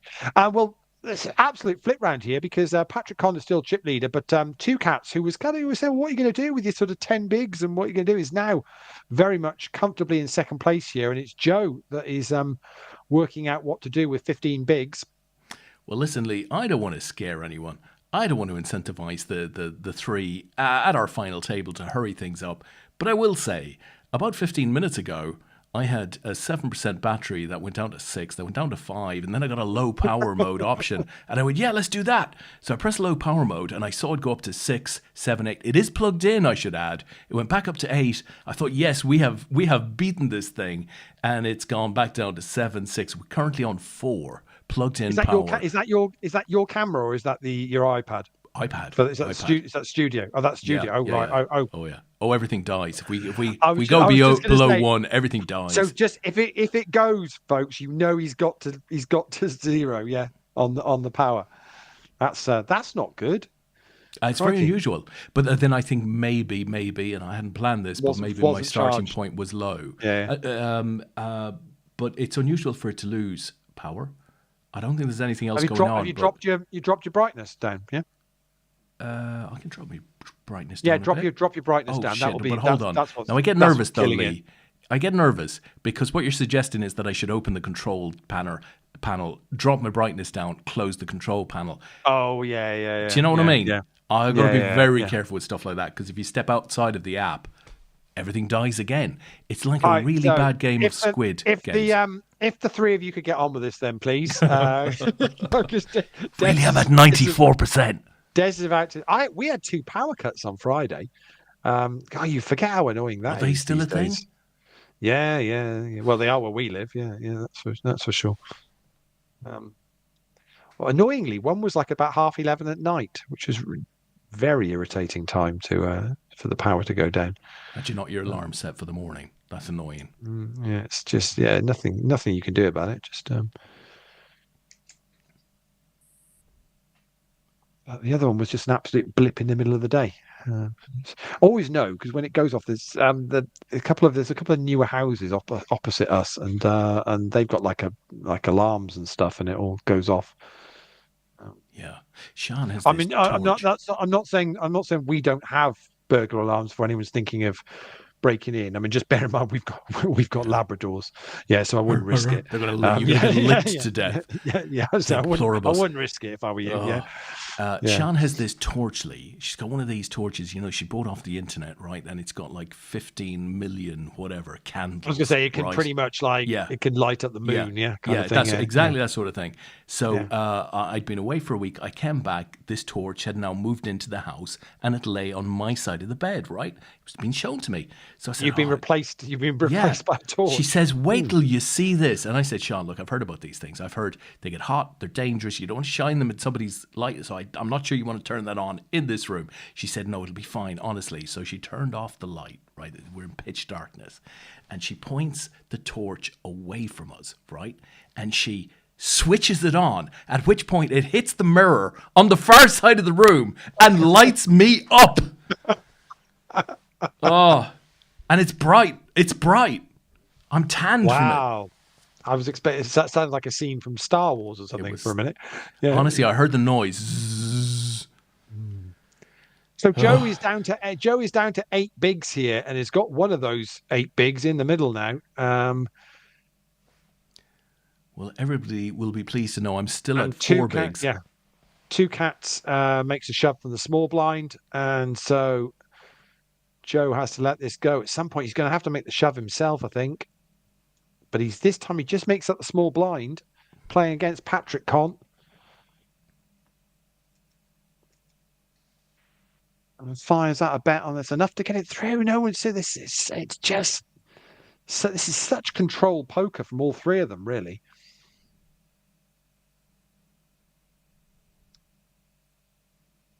It can only be. It's going to be the medals, winning the title, and obviously it's a nice jump of money. I mean, the jump between 3rd place money and 1st place money is £300, which this time of year, if you've got kids that want keyboards for Christmas, it's all going to help.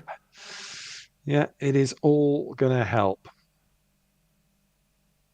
That's for sure. But the beast is all in this time and gets a call from 2 cats. Ace-3 is at risk, and an 8 on the flop for 2 cats means we're going to lose the Beast 72. That is Joe Gaynard. Joe, amazing performance. 3rd place finish, £188 plus the all-important APAT bronze medal. That gives 2 cats a nice little boost on their stack here. So it's 29 bigs against 62 bigs. So it's a 2-1 chip lead. A little bit more than 2-1 for Patrick. One of these is picking up the gold medal and £500. There's 15 bigs in the middle here. It's gone check again. 2 cats going to fire out a little bet. Goes all in. There we go. Bit of power play from 2 cats. Shows pocket 3s. Oh, you've got to like that. I still like them. I like them heads up, though, Lee. You've got to like that. That's a nice situation. All of a sudden, 2 cats now. 35 bigs plays 55. He's been patient, hasn't he? Very much back in the mix for 2 cats. They've played this quite well. This final table say they were down at sort of 10 bigs and thinking what's going to go on. Got the double up to 20, then whittled down again. But just steady. And I've got a feeling someone's told me who Two Cats is, or Two Cats has said who they are, but I genuinely can't remember. So I'm pretty sure it's somebody we know. I must admit, I did really like the real names part of our time at Party Poker. Yeah. Makes a lot of difference. And I don't understand why. So poker aliases seem to be, they feel like they're a thing of the past. So, wouldn't it be great if every site it was just all real names, and you knew exactly who you were sat in front of. It would also resolve a lot of issues with bots and things if it was actually just done with real names. Should be a real name and a photo as the avatar. You don't think the bots could come up with real names and a picture? No, but you've got an easy way of searching somebody and double checking somebody. I mean, then okay, they can just be an online player, but the reality of it is it's a lot harder to, they're always going to be somebody that's going to be on Hendon Mob or have something or other, isn't it? So you're not going to do away with it completely, but just say just mean. Yeah. Why wouldn't you want to know? You sat playing a game against somebody to not know who they are, and they might know who you are, but somebody that keeps their stays anonymous on here because they don't want to give away any advantage. Well, for some of us, it's not an option because you kind of everybody knows who you are. Yeah, Mm. Yeah, as Steve said, his real name is Steve AI Bot 40. Nice.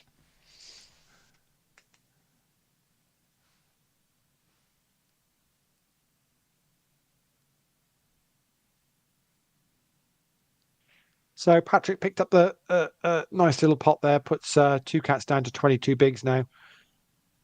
So back to a sort of 3-1 chip lead for Patrick.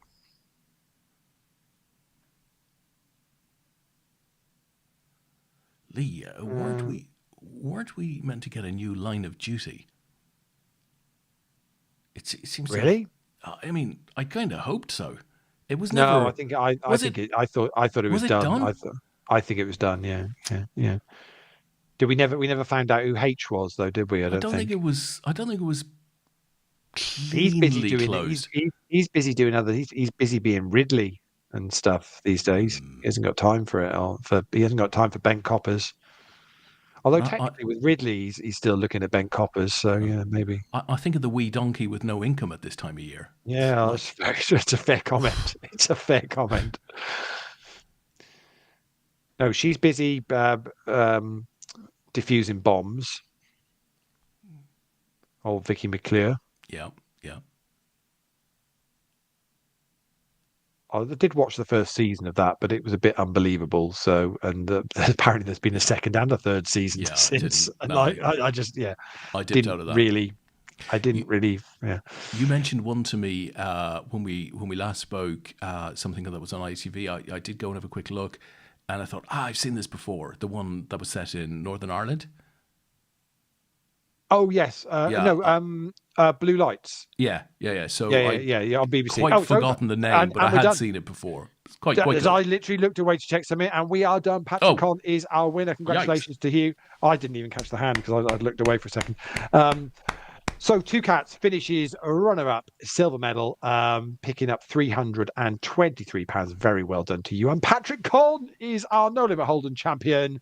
Very well done to you, Patrick. You'll pick up the gold medal, and already in your account is £497.87. Come and find me, and I will top that up to 500. £2.13 is got your name on it.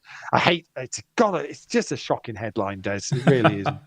It's not good. Look, well done to you. Well done. Thanks to the 42 players that all played tonight. Thanks to the 4 that decided to have a re-entry as well, because well Patrick saying thank you because that topped up his money. So he's quite happy. We're going to do this all again next weekend. So it's a PLO Championship on the Saturday night, 7 o'clock start, late register about 9 o'clock, £30 buy-in. And on the Sunday, this time next week, it will be a No Limit Hold'em PKO bounty.